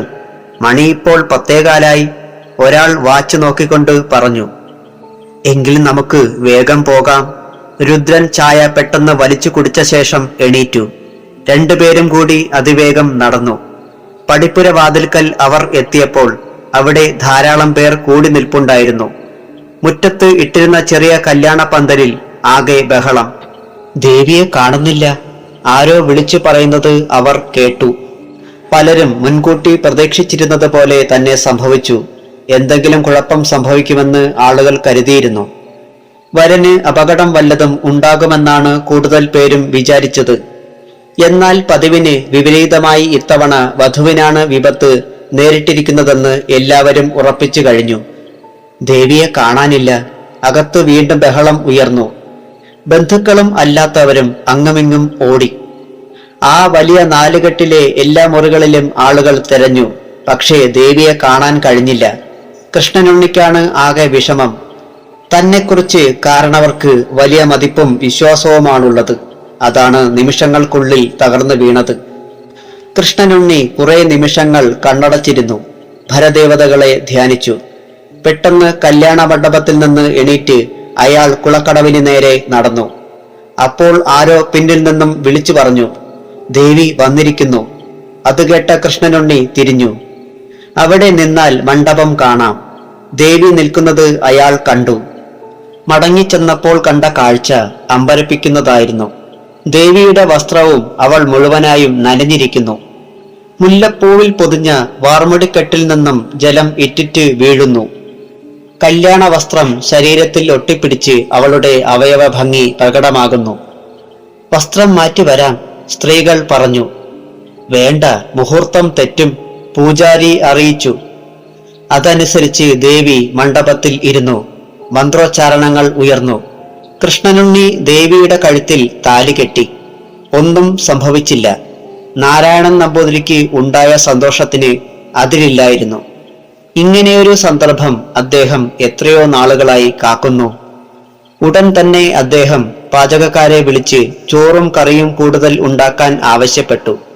അദ്ദേഹം തന്നെ പടിപ്പുരയിലേക്കിറങ്ങി അവിടെ കൂടി നിന്നവരെ അകത്തേക്ക് ക്ഷണിച്ചു. എല്ലാവരും വരീൻ, ഊണ് കഴിച്ചിട്ട് പോയാൽ മതി. ഓരോരുത്തരുടെയും അടുത്തു ചെന്ന് പറഞ്ഞു. വിവാഹം നടന്നു കണ്ടപ്പോൾ നാട്ടുകാർക്കും സന്തോഷമായി. എന്നാൽ പടിപ്പുരയ്ക്ക് പുറത്ത് കൂടി നിന്നവരിൽ 2 പേർ മാത്രം നിരാശരായി. അത് നീലകണ്ഠൻ നമ്പൂതിരിയും രുദ്രനും ആയിരുന്നു. അവരുടെ കുതന്ത്രങ്ങൾ പരാജയപ്പെട്ടതായി അവർക്ക് തീർച്ചയായി. നമുക്ക് പോകാം, നീലകണ്ഠൻ പറഞ്ഞു. രുദ്രന് അത് ക്ഷീണമായി തോന്നി. ഒരു കാര്യം ചെയ്യൂ, ഞാൻ ഇവിടെ തന്നെ നിൽക്കാം, നിങ്ങൾ പൊയ്ക്കോളൂ, രുദ്രൻ പറഞ്ഞു. അതെന്താ, ഇനി മറ്റു വല്ല വഴികളും നോക്കാം, അതാണ് നല്ലത്. നീലകണ്ഠൻ തിരിഞ്ഞു നടന്നു. നീലകണ്ഠ, ഞാൻ ഇതിന്റെ അവസാനം കണ്ടിട്ടേ വരികയുള്ളൂ. പരാജയം എന്റെ നിഘണ്ടുവിലില്ല. മന്ദാകിനിയെ എനിക്ക് കാണണം. രുദ്രൻ പടിപ്പുരയിലേക്ക് നീങ്ങി നിന്നു. അപ്പുറത്ത് വലിയ വാർപ്പ് വെച്ച് അരി വേവിക്കുന്ന തിരക്കിലായിരുന്നു പാചകക്കാർ. അവിയലിനും സാമ്പാറിനും ഉള്ള ഒരുക്കങ്ങൾ തുടങ്ങിക്കഴിഞ്ഞു. കല്യാണം 10:40 നടന്നത്. അതുകൊണ്ട് ഉച്ചയോണിന് എല്ലാവർക്കും ആഹാരം നൽകുമെന്ന് ഉറപ്പുണ്ടായിരുന്നു. രുദ്രന്റെ കണ്ണുകൾ ആ വഴി പോകുന്ന സ്ത്രീകളുടെ നേർക്കായിരുന്നു. മന്ദാകിനിയെ കണ്ടുപിടിക്കുകയായിരുന്നു അയാളുടെ ലക്ഷ്യം. ഏറെ സമയം കാത്തിട്ടും അവളെ കണ്ടില്ല. ഒടുവിൽ കുളക്കടവിൽ പോകാമെന്ന് നിശ്ചയിച്ചു. അയാൾ ആരും കാണാതെ തെക്ക് വശത്തുള്ള ചാവടയ്ക്ക് പിന്നിലൂടെ ആരും ശ്രദ്ധിക്കുന്നില്ലെന്ന് ഉറപ്പുവരുത്തിയിട്ട് നടന്നു. ഏകദേശ ലക്ഷ്യം വെച്ച് അയാൾ കുളക്കടവിൽ ചെന്നു. കുളപ്പുരയുടെ പടിക്കെട്ടുകളിൽ നോക്കി അയാൾ നിന്നു. അതിനുശേഷം താഴേക്ക് ഇറങ്ങി. കുളത്തിലെ ജലം നിശ്ചലമായിരുന്നു. വെള്ളത്തിൽ ആരും ഇറങ്ങിയ ലക്ഷണം കണ്ടില്ല. എന്നാൽ ദേവിയുടെ വസ്ത്രം നനഞ്ഞിരുന്നത് കൊണ്ട് അവൾ കുളത്തിൽ താണുപോയി എന്നുള്ളത് തീർച്ചയായിരുന്നു. എന്നാൽ അതിനുശേഷം എന്ത് സംഭവിച്ചുവെന്ന് തീർച്ചയില്ലായിരുന്നു. രുദ്രൻ നമ്പൂതിരി നീങ്ങുന്നത് മന്ദാകിനി കണ്ടിരുന്നു. അവൾ പതുക്കെ അയാളെ പിന്തുടർന്ന് കുളക്കടവിൽ ചെന്നു. രുദ്രൻ അവളുടെ സാമീപ്യം അറിഞ്ഞു. എന്താണുണ്ടായത്? അയാൾ മടിയിൽ നിന്നും മടക്ക് പിച്ചാത്തി എടുത്തു നിവർത്തി. അരുത്, ഞാൻ എല്ലാം പറയാം. അവൾ പരിഭ്രമത്തോടെ അയാളെ തടഞ്ഞു. അയാളുടെ കയ്യിലിരിക്കുന്ന കത്തി ശരീരത്തിൽ പ്രയോഗിച്ചാൽ പിന്നീട് ഒരിക്കലും അവൾക്ക് മോചനം കിട്ടുകയില്ലെന്ന് ഉറപ്പായിരുന്നു. എങ്കിൽ വേഗമാകട്ടെ, രുദ്രന് തിടുക്കമായി. ഞാൻ ശ്രീകുട്ടിയുടെ ശരീരത്തിൽ കയറി, എന്നിട്ട് ഈ കുളത്തിൽ എത്തി മുങ്ങി. അടിയിൽ വീണുകിടന്ന ഒരു കൽത്തൂണിന്റെ അടിയിലേക്ക് ഞാൻ നുഴഞ്ഞു കയറിയ ശേഷമാണ് അവളെ ഉപേക്ഷിച്ചത്. സാധാരണഗതിയിൽ ആ കൽത്തൂണ് ഇളക്കി മാറ്റിയ ശേഷം അവൾക്ക് രക്ഷപ്പെടുവാൻ സാധ്യമല്ല, മന്ദാകിനി അറിയിച്ചു. രുദ്രന്റെ നെറ്റിയിൽ ചുളിവുകൾ ഉയർന്നു. എന്തോ പന്തികേട് സംഭവിച്ചിട്ടുണ്ടെന്ന് അയാൾക്ക് ഉറപ്പുണ്ടായിരുന്നു. ആരോ കുഴപ്പമുണ്ടാക്കിയിട്ടുണ്ട്. പിന്നെങ്ങനെ അവൾ വെളിയിൽ വന്നു? രുദ്രൻ തിരക്കി. അവളെ ഉപേക്ഷിച്ചിട്ട് ആരും സംശയിക്കാതിരിക്കാൻ ഞാൻ കല്യാണ മണ്ഡപത്തിനടുത്ത് വന്ന് നിന്നു. അങ്ങനെയാണെങ്കിൽ നിന്നെപ്പോലെ ആരെങ്കിലും? രുദ്രൻ ചോദിച്ചു. അങ്ങനെ അല്ലാതെ ആർക്കും അവളെ രക്ഷിക്കാൻ സാധ്യമല്ല, മന്ദാകിനി പറഞ്ഞു. പക്ഷേ ആ കാര്യത്തിൽ കൃഷ്ണനുണ്ണിക്ക് പറ്റില്ലെന്ന് രുദ്രന് തോന്നി.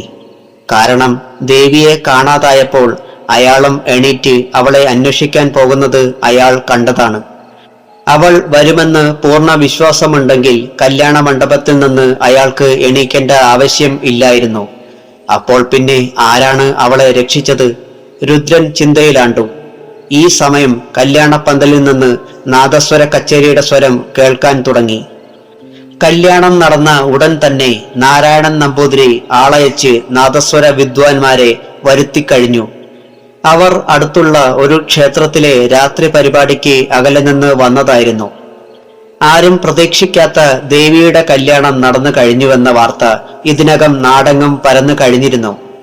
ദേവി നനഞ്ഞ വസ്ത്രങ്ങൾ മാറിക്കഴിഞ്ഞു. അവൾ സ്ത്രീകളുടെ നടുക്കായിരുന്നു. എന്താണ് അവൾക്ക് പറ്റിയതെന്ന് അറിയുവാൻ കൃഷ്ണനുണ്ണിക്ക് ആഗ്രഹമുണ്ടായിരുന്നു. ഇല്ലെങ്കിൽ ആപത്തിന്റെ നിഴൽ ഇനിയും വന്നു കൂടാൻ സാധ്യതയുണ്ടെന്ന് അയാൾ കണക്ക് കൂട്ടി. പ്രതിവിധി ചെയ്യേണ്ടതാണെങ്കിൽ അത് ചെയ്തേ മതിയാവൂ എന്ന് അയാൾക്ക് ബോധ്യമുണ്ടായിരുന്നു.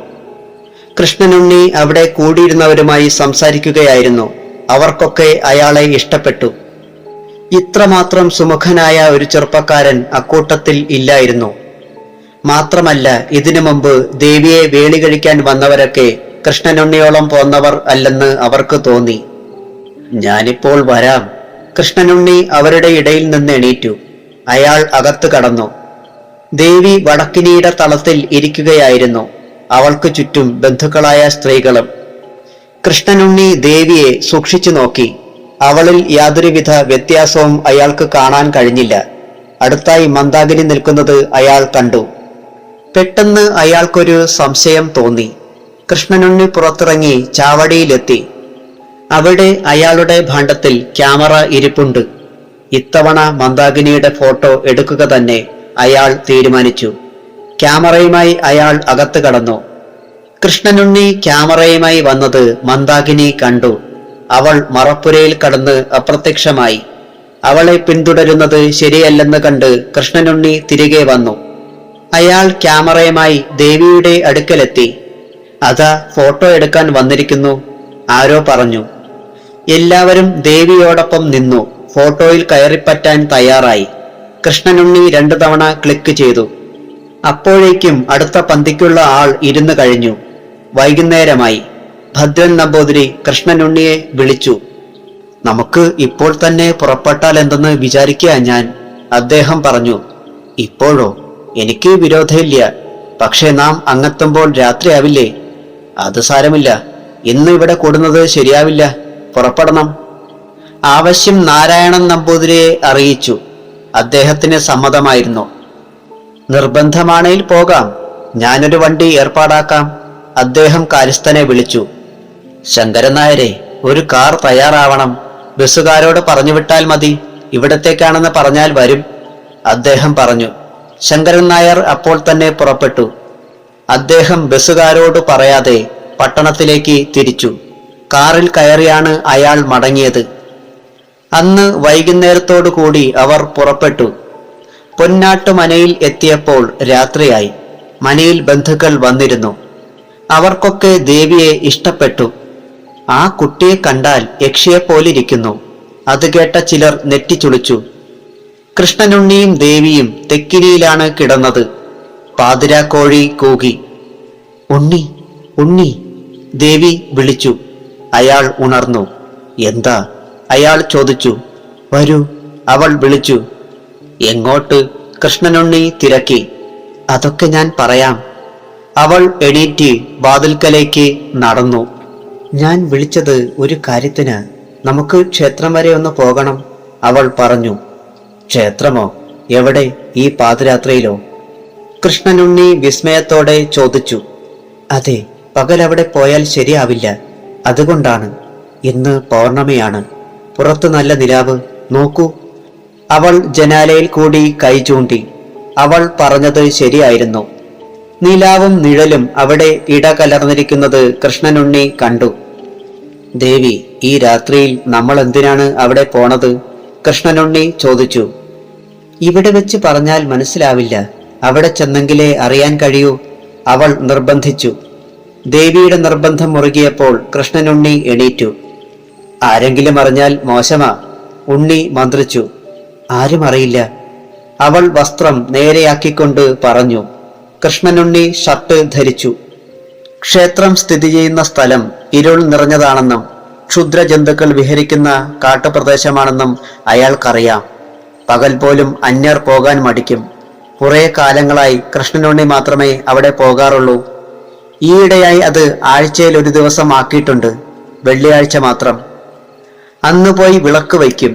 അപ്പോഴാണ് യക്ഷിശിലയിൽ മാല ചാർത്താറുള്ളത്. അങ്ങനെയാണ് വാസന്തിയുമായി പരിചയപ്പെട്ടത്. എന്താ ആലോചിക്കുന്നത്? അവിടെ പോയാൽ ഞാൻ കാണിച്ചു തരാം, ദേവി പറഞ്ഞു. അത് കേട്ടപ്പോൾ ഉണ്ണി അവളെ സംശയത്തോടെ നോക്കി. കിള്ളിക്കാട്ട് മനയിലെ ദേവിക്ക് തന്റെ നാടിനെക്കുറിച്ച് യാതൊരു വിവരവും ഇല്ലാത്തതാണ്. പിന്നെ അവൾ എങ്ങനെയാണ് ക്ഷേത്രത്തെക്കുറിച്ച് അറിയുന്നത്? ദേവിയുടെ ശരീരത്തിൽ വാസന്തി എന്ന യക്ഷി സന്നിവേശിച്ചിട്ടുണ്ടെന്ന വസ്തുത അപ്പോൾ കൃഷ്ണനുണ്ണി ചിന്തിച്ചില്ല. ക്ഷേത്രത്തെക്കുറിച്ച് ദേവിക്കെങ്ങനെ അറിയാം? ഉണ്ണി സംശയത്തോടെ അവളെ നോക്കി. ആ കണ്ണുകളുടെ തിളക്കം കണ്ടപ്പോൾ കൃഷ്ണനുണ്ണിയുടെ സംശയം തീർന്നു. തന്റെ മുന്നിൽ നിൽക്കുന്നത് വാസന്തിയാണെന്ന് അയാൾക്ക് ബോധ്യമായി. എന്താ വാസന്തി കാര്യം? അയാൾ ചിരിച്ചുകൊണ്ട് ചോദിച്ചു. വളരെ വിചിത്രമായ ഒരു കാഴ്ച ഞാൻ കാണിക്കാം, അവിടെ ചെന്നിട്ട്. അവൾ തലമുടി പിന്നോട്ട് നീക്കിയിട്ടു.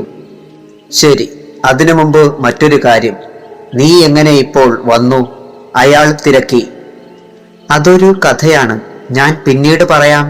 അവൾ പുറത്തേക്ക് നടന്നു. എന്തോ തിരിമറി നടന്നിട്ടുണ്ടെന്ന് കൃഷ്ണനുണ്ണിക്ക് തീർച്ചയായി. ദേവിയുടെ പിന്നാലെ കൃഷ്ണനുണ്ണി നടന്നു. ദേവി മുന്നിലാണ് നടന്നത്.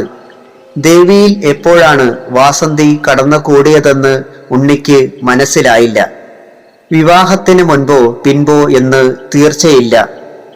അങ്ങനെയാണെങ്കിൽ ദേവിക്കെന്ത് പറ്റിയെന്ന് അയാൾ ചിന്തിച്ചു. കല്യാണ സമയത്ത് ദേവിയെ കാണാതായ വിവരവും അയാൾ ആ സമയത്ത് ഓർത്തുപോയി. ഇരുവശവും കുറ്റിച്ചെടികൾ നിറഞ്ഞ ഒറ്റയടി പാതയിൽ കൂടി അവർ നടന്നു. പടർന്ന് പന്തലിച്ചിരുന്ന വൃക്ഷങ്ങളുടെ ഇലപ്പഴുതുകൾക്കിടയിലൂടെ കിരണങ്ങൾ തറയിൽ വെളുത്ത പൂക്കൾ വാരിയിട്ടതുപോലെ പ്രതിഫലിച്ചു.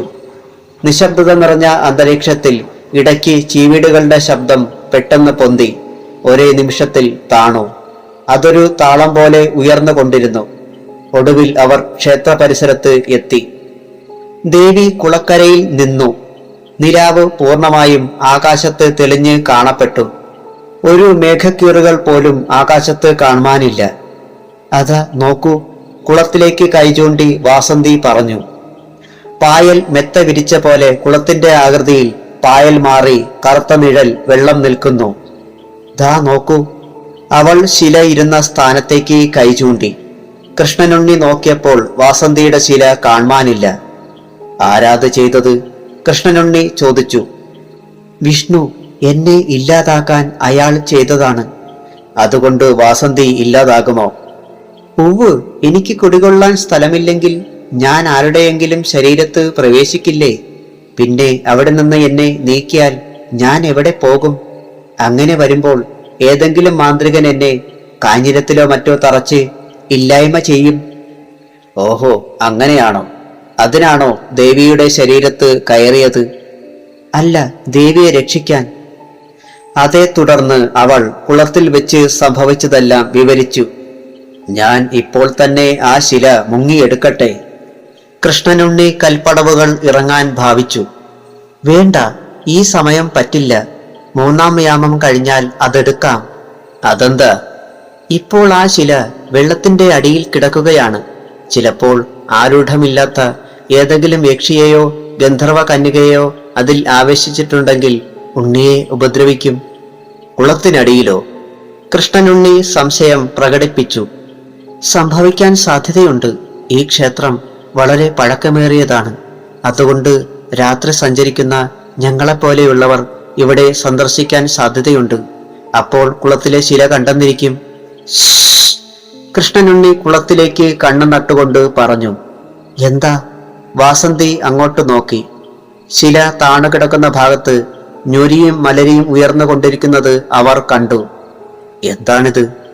കൃഷ്ണനുണ്ണി കൽപ്പടവ് ഒരെണ്ണം ഇറങ്ങി. അപ്പോൾ മുകളിൽ ജലം ഉയർന്ന് തെന്നിമറിയുന്നത് കണ്ടു. അത്ഭുതത്തോടെ കൃഷ്ണനുണ്ണിയും വാസന്തിയും ആ കാഴ്ച നോക്കി നിന്നു. എന്താണിത്? കൃഷ്ണനുണ്ണി ചോദിച്ചു. എന്താ, എനിക്കും മനസ്സിലാകുന്നില്ല. വാസന്തിയുടെ മുഖം പരിഭ്രമം കൊണ്ട് നിറഞ്ഞു. ആ പ്രതിമയിൽ നിന്നുണ്ടാകുന്നതാണ് ആ അത്ഭുത പ്രതിഭാസമെന്ന് കൃഷ്ണനുണ്ണിക്ക് തോന്നി.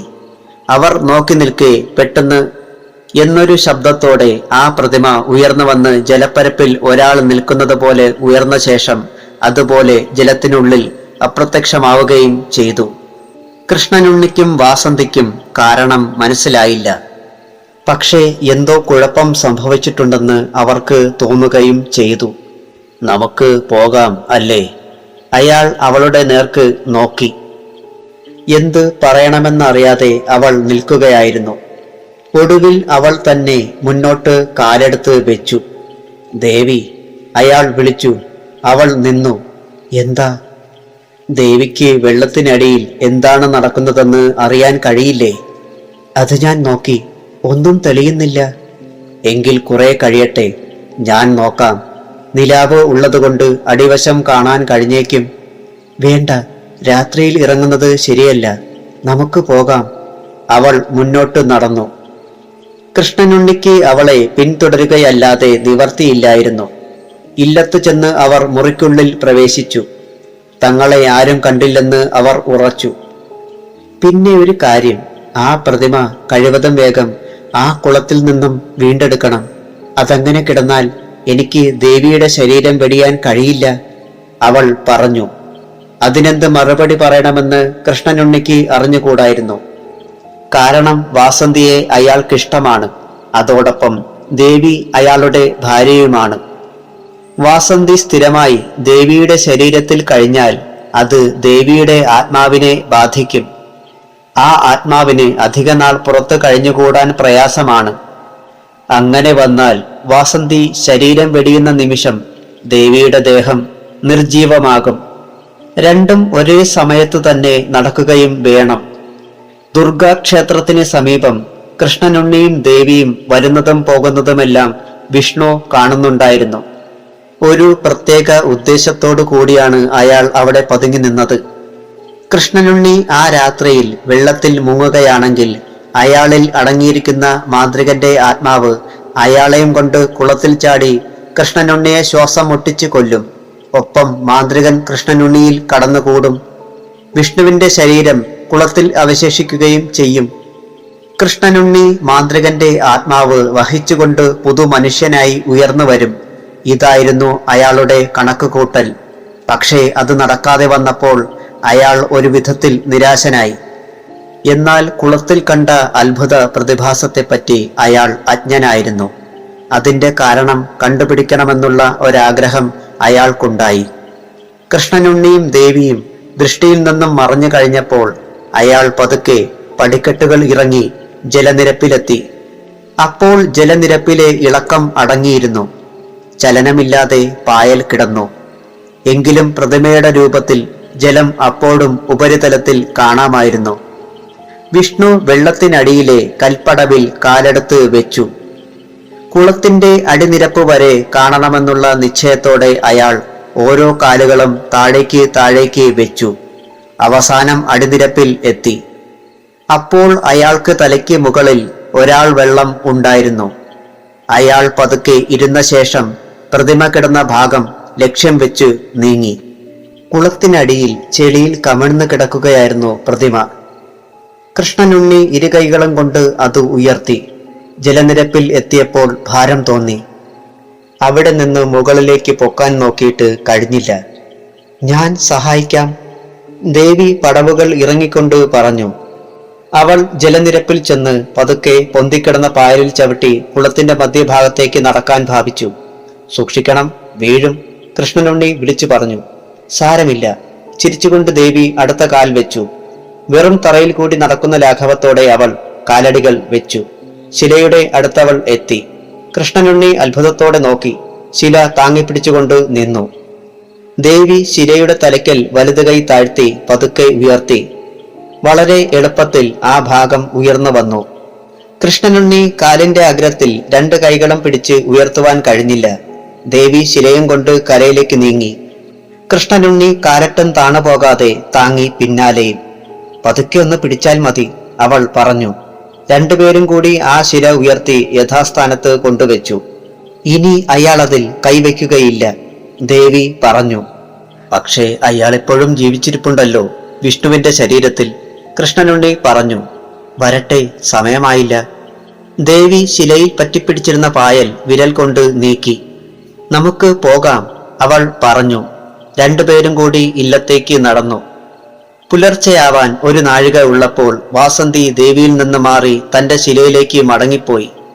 ദേവി ഉണർന്നപ്പോൾ തന്റെ അടുത്ത് ഒരു പുരുഷൻ കിടക്കുന്നത് കണ്ടു. വിവാഹം നടന്നതൊന്നും അവൾ അറിഞ്ഞിരുന്നില്ല. കുളക്കരയിൽ എത്തിയതു മുതലുള്ള കാര്യങ്ങളെല്ലാം അവൾക്ക് അജ്ഞാതമായിരുന്നു. പെട്ടെന്ന് അവൾ സമനില കൈവരിച്ചു. അവൾക്ക് ലജ്ജ തോന്നി.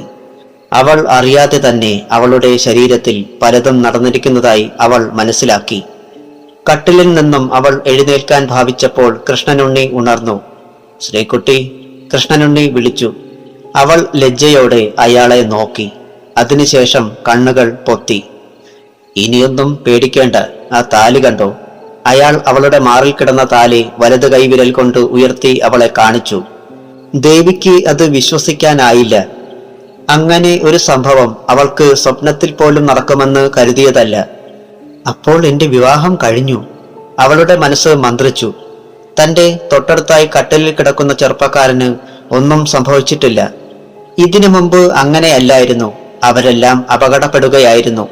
കൃഷ്ണനുണ്ണി മാത്രം ആപത്തിനെ അതിജീവിച്ചു. പൊന്നാട്ടുമനയിൽ ഒരു ഉത്സവം പോലെയായിരുന്നു. സാമ്പത്തികമായി തകർന്നുപോയ ആ തറവാട്ടിൽ വന്നു കയറിയിരിക്കുന്നത് കിള്ളിക്കാട്ട് മനയിലെ ഒരേയൊരു അവകാശിയായ പെൺകുട്ടിയാണ്. ധാരാളം സ്വത്തുള്ള തറവാട്ടിലെ അംഗം.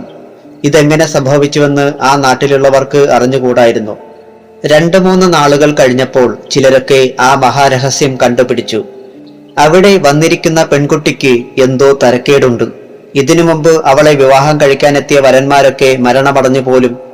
അതുകൊണ്ട് എല്ലാവരും ഭയന്ന് വിവാഹം കഴിക്കാൻ മടിച്ച് പിന്നോട്ട് മാറിയ പെൺകുട്ടിയാണ് ഇപ്പോൾ പൊന്നാട്ടുമനയിൽ വന്നിരിക്കുന്നത്. നാട്ടിലുള്ള എല്ലാ വീടുകളിലും ദേവിയെക്കുറിച്ച് അവിശ്വസനീയമായ കഥകൾ പരന്നു. ഈ വിവരം രുദ്രൻ ഭട്ടതിരിയും നീലകണ്ഠൻ നമ്പൂതിരിയും അറിഞ്ഞു. അതൊരു നല്ല അവസരമാണെന്ന് അവർ കണക്കുകൂട്ടുകയും ചെയ്തു. കിള്ളിക്കാട്ട് മനയുടെ അധികം അകലെയല്ലാതെയാണ് വയലിൽ ശ്രീധരമേനോന്റെ തറവാട്. ആ നാട്ടിലെ ഏറ്റവും സമ്പന്നമായ തറവാടാണ് വയലിൽ വീട്. ധാരാളം തെങ്ങിൻ തോപ്പുകൾ, അതുപോലെ വയലുകൾ. ഗ്രാമത്തിന്റെ ഭൂരിഭാഗം സ്വത്തുക്കളും ആ തറവാടിന്റെ കീഴിലാണ്. പൊന്നാട്ടുമനയിൽ ഒരു പുതിയ അന്തർജനം വന്ന വിവരം വയലിൽ ശ്രീധരമേനോനിൽ ചില സംശയങ്ങൾ ഉളവാക്കി. ഒരു പ്രത്യേക തരത്തിലുള്ള ചിന്താഗതിയാണ് അയാളിൽ തലപൊക്കിയത്. പൊന്നാട്ടുമനയിലെ കൃഷ്ണനുണ്ണി വേലി കഴിച്ചു കൊണ്ടുവന്നത് ഒരു ക്ഷുദ്രക്കാരിയാണെന്ന് അയാൾ വിധിയെഴുതി. അതുകൊണ്ടാണ് അവളെ വിവാഹം കഴിക്കാനൊരുമ്പെട്ട ചെറുപ്പക്കാർ മൃതിയടഞ്ഞത്. കൃഷ്ണനുണ്ണിയും അച്ഛൻ ഭദ്രൻ നമ്പൂതിരിയും മന്ത്രവാദം പഠിച്ചവർ ആയതുകൊണ്ട് അവർക്കൊന്നും സംഭവിച്ചില്ല. ചിലപ്പോൾ മറ്റെന്തെങ്കിലും ലക്ഷ്യം കൃഷ്ണനുണ്ണിക്ക് ഉണ്ടാവാം എന്ന് അയാൾ വിധിയെഴുതി. അതിന് കാരണം ഉണ്ടായിരുന്നു. ഇപ്പോൾ അയാൾ അനുഭവിച്ചു പോരുന്ന വസ്തുക്കളിൽ ഭൂരിപക്ഷവും പൊന്നാട്ടുമന വകയായിരുന്നു. ശ്രീധരമേനോന്റെ മുത്തച്ഛന്മാർ മുതൽ ഇങ്ങോട്ട് പൊന്നാട്ടുമനയിലെ കാര്യസ്ഥന്മാർ ആയിരുന്നു. പലതരത്തിൽ തട്ടിച്ചും വെട്ടിച്ചും അവർ മനക്കലെ വസ്തുവകകൾ സ്വന്തമാക്കി. സദാ ക്ഷേത്രപൂജയിലും മാന്ത്രിക തന്ത്രാദികളിലും വ്യാപിച്ചിരുന്ന അവരെ പാട്ടിലാക്കാൻ ബുദ്ധിമുട്ടുണ്ടായിരുന്നില്ല. ഒടുവിൽ പൊന്നാട്ടുമന ക്ഷയിക്കുകയും വയലിൽ കുടുംബം വലിയ തറവാട് ആയി തീരുകയും ചെയ്തു. മാളികയുള്ള 8 കെട്ടും ചുറ്റുമതിലുമുള്ള ഒരു വലിയ പുരാതന തറവാടായി അത് വളർന്നെത്തി. ഇപ്പോഴും വസ്തുക്കളിൽ ഏറിയ ഭാഗം പൊന്നാട്ടുമന ആധാരത്തിൽ അടങ്ങിയിരിക്കുകയാണ്. കൃഷ്ണനുണ്ണി കൊണ്ടുവന്നിരിക്കുന്ന പെണ്ണ് ക്ഷുദ്രക്കാരിയാണെങ്കിൽ അവൾ അതൊക്കെ ചികഞ്ഞ് കണ്ടുപിടിക്കാൻ സാധ്യതയുണ്ടെന്ന് അയാൾ കണക്കുകൂട്ടി. ഉടൻ തന്നെ എന്തെങ്കിലും പരിഹാരം ചെയ്യണമെന്ന് അയാൾ തീരുമാനിച്ചു. അങ്ങനെ ഇരിക്കുമ്പോഴാണ് അന്ന് രുദ്രൻ നമ്പൂതിരിയും നീലകണ്ഠനും അവിടെ എത്തിയത്. ശ്രീധരമേനോൻ കോലായിൽ ചാരു കസാലയിൽ കിടക്കുകയായിരുന്നു. ആരാ, മനസ്സിലായില്ലല്ലോ? അയാൾ ചോദിച്ചു. ഞങ്ങൾ വടക്കുന്നാണ്. 2 നമ്പൂതിരിമാരാ? രുദ്രൻ പരിചയപ്പെടുത്തി. അത് കേട്ടപ്പോൾ ശ്രീധരമേനോൻ എണീറ്റു. കയറിയിരിക്കാം. കസേര ചൂണ്ടിക്കാണിച്ചു ഉപചാരപൂർവം അയാൾ പറഞ്ഞു. രണ്ടാളും പരസ്പരം നോക്കി കസേരകളിൽ ഇരുന്നു. വന്ന കാര്യം അവർ തന്നെ പറയട്ടെ എന്ന് കരുതി ശ്രീധരമേനോൻ നിശബ്ദനായി. ഞങ്ങൾ വന്നത് ഒരു പ്രധാന കാര്യം അറിയിക്കാനാണ്. മേനോനെക്കുറിച്ച് ഞങ്ങൾ ചോദിച്ചറിഞ്ഞു, നന്നായി മനസ്സിലാക്കുകയും ചെയ്തു. നീലകണ്ഠൻ അമർത്തിയ സ്വരത്തിൽ പറഞ്ഞു. അത് കേട്ടപ്പോൾ ശ്രീധരമേനോൻ അറിയാതെ ഞെട്ടിപ്പോയി. കാരണം വന്നിരിക്കുന്നത് നമ്പൂതിരിമാർ. തന്റെ സ്വത്ത് രഹസ്യങ്ങളെക്കുറിച്ച് മനസ്സിലാക്കിയവരാണോ ഇവർ എന്ന് അയാൾ സംശയിച്ചു. എന്താ, ചോദിച്ചോളൂ, അറിവുള്ളതാണെങ്കിൽ പറയാം. ശ്രീധരമേനോൻ ചുറ്റും നോക്കിയ ശേഷം പറഞ്ഞു. ഇവിടെ അടുത്ത് പൊന്നാട്ടുമനയെന്നൊരു ഇല്ലമുണ്ടോ? രുദ്രൻ തിരക്കി. ഉവ്വ്. എന്താ അവിടെ? അവരുമായി ബന്ധമുണ്ടോ? ഹേയ്, അങ്ങനെയാണെങ്കിൽ അങ്ങോട്ട് പോയാൽ മതിയല്ലോ. ഇതല്ല പ്രശ്നം. അവിടെ അടുത്ത കാലത്ത് ഒരു വേളി നടന്നുവെന്ന് കേട്ടു. വടക്കൂന്ന് ഒരു അന്തർജനമോ മറ്റോ?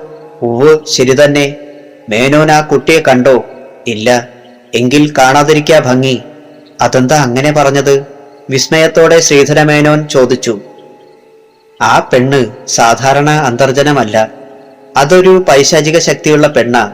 വേളി കഴിക്കാൻ വന്നവരെയെല്ലാം കൊന്നൊടുക്കി. ഇപ്പോ ആ മനയിലെ ഉണ്ണിയുടെ മിടുക്കുകൊണ്ട് അവളെ പാട്ടിലാക്കുകയും ചെയ്തു. ഇനി അവൾ ഉണ്ണി പറയുന്നത് പോലൊക്കെ ചെയ്യും. മനസ്സിലായില്ല? സംശയത്തോടെ മേനോൻ അവരെ നോക്കി. യക്ഷി കൂടിയ സ്ത്രീകൾ, അതായത് യക്ഷി എന്ന് കൂട്ടിക്കോളൂ. അവൾ നിൽക്കുന്ന സ്ഥലത്തിന് വേണ്ടി എന്തും ചെയ്യും. ആ നിലയ്ക്ക് നിങ്ങളുടെ വസ്തുവകകൾ നഷ്ടമാകാൻ സാധ്യതയുണ്ടെന്നർത്ഥം. നീലകണ്ഠൻ അമർത്തിയ സ്വരത്തിൽ പറഞ്ഞു. അത് കേട്ടപ്പോൾ ശ്രീധരമേനോന്റെ ഉള്ളിൽ തീയാളി. സംഗതി ആകെ കുഴപ്പത്തിലാകുമെന്ന് അയാൾക്ക് തീർച്ചയായി. ഇനി എന്താണ് മാർഗമെന്ന് അയാൾ ചിന്തിച്ചു. ഒരെത്തും പിടിയും കിട്ടുന്നില്ല. ഞങ്ങൾ വന്നത് മറ്റൊരു കാര്യത്തിനാണ്. നീലകണ്ഠൻ തുടർന്നു. ഇദ്ദേഹം ഒരു വലിയ മാന്ത്രികനാണ്. ഒരിക്കൽ ഇദ്ദേഹം അമർച്ച ചെയ്ത ഒരു യക്ഷിയാണ് ആ പെൺകുട്ടിയിൽ ഉള്ളത്. അവളെ പിടികൂടാനാണ് ഞങ്ങളുടെ ലക്ഷ്യം. അവൾ ആ പെൺകുട്ടിയിൽ നിന്നും മാറിയാൽ പിന്നെ അവളില്ല, വെറും ജഡം മാത്രം. അതുകൊണ്ട് ഞങ്ങൾക്ക് സഹായം തന്നാൽ അതിനുള്ള പരിഹാരം ഉണ്ടാക്കാം. അത് കേട്ടപ്പോൾ ശ്രീധരമേനോന് വലിയ സന്തോഷമായി. തന്റെ മനസ്സിൽ പെട്ടെന്നുണ്ടായ അങ്കലാപ്പിന് പരിഹാരമുണ്ടാകുമെന്ന് അറിഞ്ഞപ്പോൾ വന്നിരിക്കുന്ന നമ്പൂതിരിമാർക്ക് എന്തും ചെയ്യാൻ അയാൾ തയ്യാറായി. അങ്ങനെയാണെങ്കിൽ നിങ്ങളിവിടെ താമസിച്ചോളിൻ. അവളെ ഒഴിപ്പിക്കുന്ന കാര്യത്തിൽ എന്തു വേണേലും ഞാൻ ചെയ്യാം. മേനോൻ സമ്മതിച്ചു. അടുത്ത നാൾ രാവിലെ കൃഷ്ണനുണ്ണി കുളിക്കാൻ പോയപ്പോൾ അപരിചിതരായ രണ്ടുപേർ കടവിൽ സംസാരിച്ചു നിൽക്കുന്നത് കണ്ടു. പൂളൂർ കണ്ടപ്പോൾ നമ്പൂതിരിമാർ ആണെന്ന് തിരിച്ചറിഞ്ഞു. നീലകണ്ഠനും രുദ്രനും കൃഷ്ണനുണ്ണിയെ കണ്ടപ്പോൾ തിരിച്ചറിഞ്ഞു. കല്യാണത്തിന് അവർ അയാളെ കണ്ടതായിരുന്നു. എങ്കിലും അവർ പരിചയപ്പെടുവാൻ ഒരുങ്ങിയില്ല. മനസ്സിലായില്ലല്ലോ? കൃഷ്ണനുണ്ണി അങ്ങോട്ട് തിരക്കി. ഈ നാട് കാണാൻ വന്നവരാ, പരദേശികളാ, അവർ പറഞ്ഞൊഴിഞ്ഞു. കുളി കഴിഞ്ഞ് ഇല്ലത്തെത്തിയിട്ടും അവരെക്കുറിച്ചുള്ള ഓർമ്മ ഉണ്ണിയുടെ മനസ്സിൽ തങ്ങി നിന്നു. എന്താ ആലോചിക്കുന്നത്? അന്ന് രാത്രി ദേവി തിരക്കി. ഇന്ന് രാവിലെ കടവിൽ കുളിക്കാൻ പോയപ്പോൾ അവിടെ രണ്ട് അപരിചിതരെ കണ്ടു. രണ്ടുപേരും മധ്യവയസ്കർ, നമ്പൂതിരിമാർ. അവർ എന്നെ ശ്രദ്ധിച്ചതുപോലെ കൃഷ്ണനുണ്ണി പറഞ്ഞു. എങ്കിൽ അത് ശത്രുക്കൾ തന്നെയെന്ന് ഉറപ്പിക്കാം. പക്ഷേ അതുകൊണ്ട് ഉണ്ണി ഭയപ്പെടേണ്ട, ദേവി പറഞ്ഞു. ഇനിയും കുഴപ്പങ്ങൾ സൃഷ്ടിക്കാനാണ് ഭാവമെന്ന് തോന്നുന്നു. സാരമില്ല, കിടക്കാം, നല്ല സ്വപ്നം കണ്ട് ഉറങ്ങാം. ദേവി അയാളുടെ മാറിലെ രോമങ്ങൾക്കിടയിലൂടെ വിരലുകൾ ഓടിച്ചു. ആ വിരലുകൾ അയാളിൽ ഇഴഞ്ഞപ്പോൾ കൃഷ്ണനുണ്ണി എല്ലാം മറന്നു. പിന്നെ ഞാനൊരു കാര്യം പറയട്ടെ, അവൾ മന്ത്രിച്ചു. എന്താണ്? അയാൾ തിരക്കി. ഇവിടുത്തെ ഒരു കരപ്രമാണിയില്ലേ, വയലിൽ ശ്രീധരമേനോൻ? ദേവി ചോദിച്ചു. ഉവ്വ്. അയാളെ അറിയുമോ? ഉവ്വ്, അയാൾ ജനിക്കുന്നതിന് മുമ്പേ അറിയും, അയാളുടെ മുത്തച്ഛന്മാരെയും. അത് കേട്ടപ്പോൾ കൃഷ്ണനുണ്ണി അത്ഭുതപ്പെട്ടുപോയി. ദേവി എങ്ങനെ അവരെ അറിയും? അതോ, ഞാൻ ഇവിടെ തന്നെ ഉണ്ടായിരുന്നില്ലേ. ഞാൻ ദേവിയല്ല, വാസന്തിയാണ്. ഓ, ഞാനതങ്ങ് മറന്നു. ഒരു പക്ഷേ ഞാൻ വന്നത് അയാൾക്കിഷ്ടപ്പെട്ടിട്ടുണ്ടാവില്ല. അതെന്താ? ഞാനിന്ന് കിള്ളിക്കാട്ട് മനയിലെ ശങ്കരനാരായണൻ നമ്പൂതിരിയുടെ മകളല്ലേ, ധാരാളം സമ്പത്തുള്ളവൾ. ഇനി ഉണ്ണി അയാളെക്കാൾ ഉയരുമെന്ന് തീർച്ചയാണല്ലോ. അതെങ്ങനെ? കിള്ളിക്കാട്ട് മനയിലെ സ്വത്തുക്കൾ നമ്മൾ കൊണ്ടുവരുന്നില്ല. പക്ഷേ വയലിൽ ശ്രീധരമേനോൻ കൈയടക്കി വെച്ചിട്ടുള്ളതൊക്കെ ഓരോന്നായി നമ്മൾ തിരികെ വാങ്ങും. അയ്യോ, അതൊക്കെ അയാളുടേതല്ലേ? ഞാൻ പറയുന്നത് വിശ്വാസമില്ലെങ്കിൽ അച്ഛനോട് ചോദിക്കൂ, അവൾ പറഞ്ഞു. അയാൾ മൂളി. അവൾ പറയുന്നതൊന്നും ഉണ്ണിക്ക് വിശ്വാസമായില്ല. കാരണം ഓർമ്മ വെച്ച നാൾ മുതൽ അയാൾ ബുദ്ധിമുട്ടിലായിരുന്നു. പിന്നെ പഠിച്ചത് വളരെ കഷ്ടപ്പെട്ടായിരുന്നു. തറവാട്ടിലെ പഴയ ചെമ്പ് പാത്രങ്ങൾ വരെ വിറ്റിരുന്നു.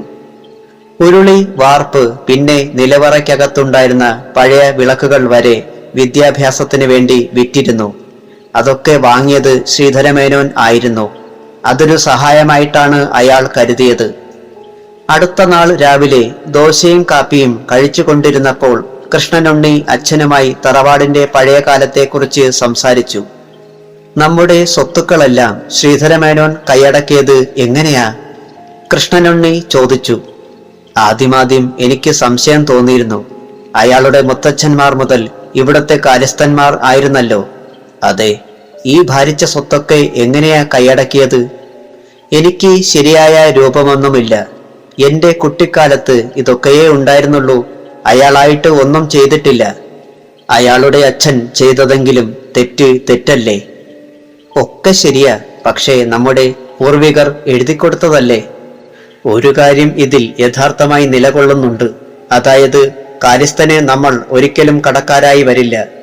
അത് വെച്ച് നോക്കുമ്പോൾ അയാളുടെ മുൻ തലമുറക്കാർ വഞ്ചിച്ചെടുത്തതായിരിക്കണം. ഒക്കെ കഴിഞ്ഞുപോയ കാര്യങ്ങളല്ലേ.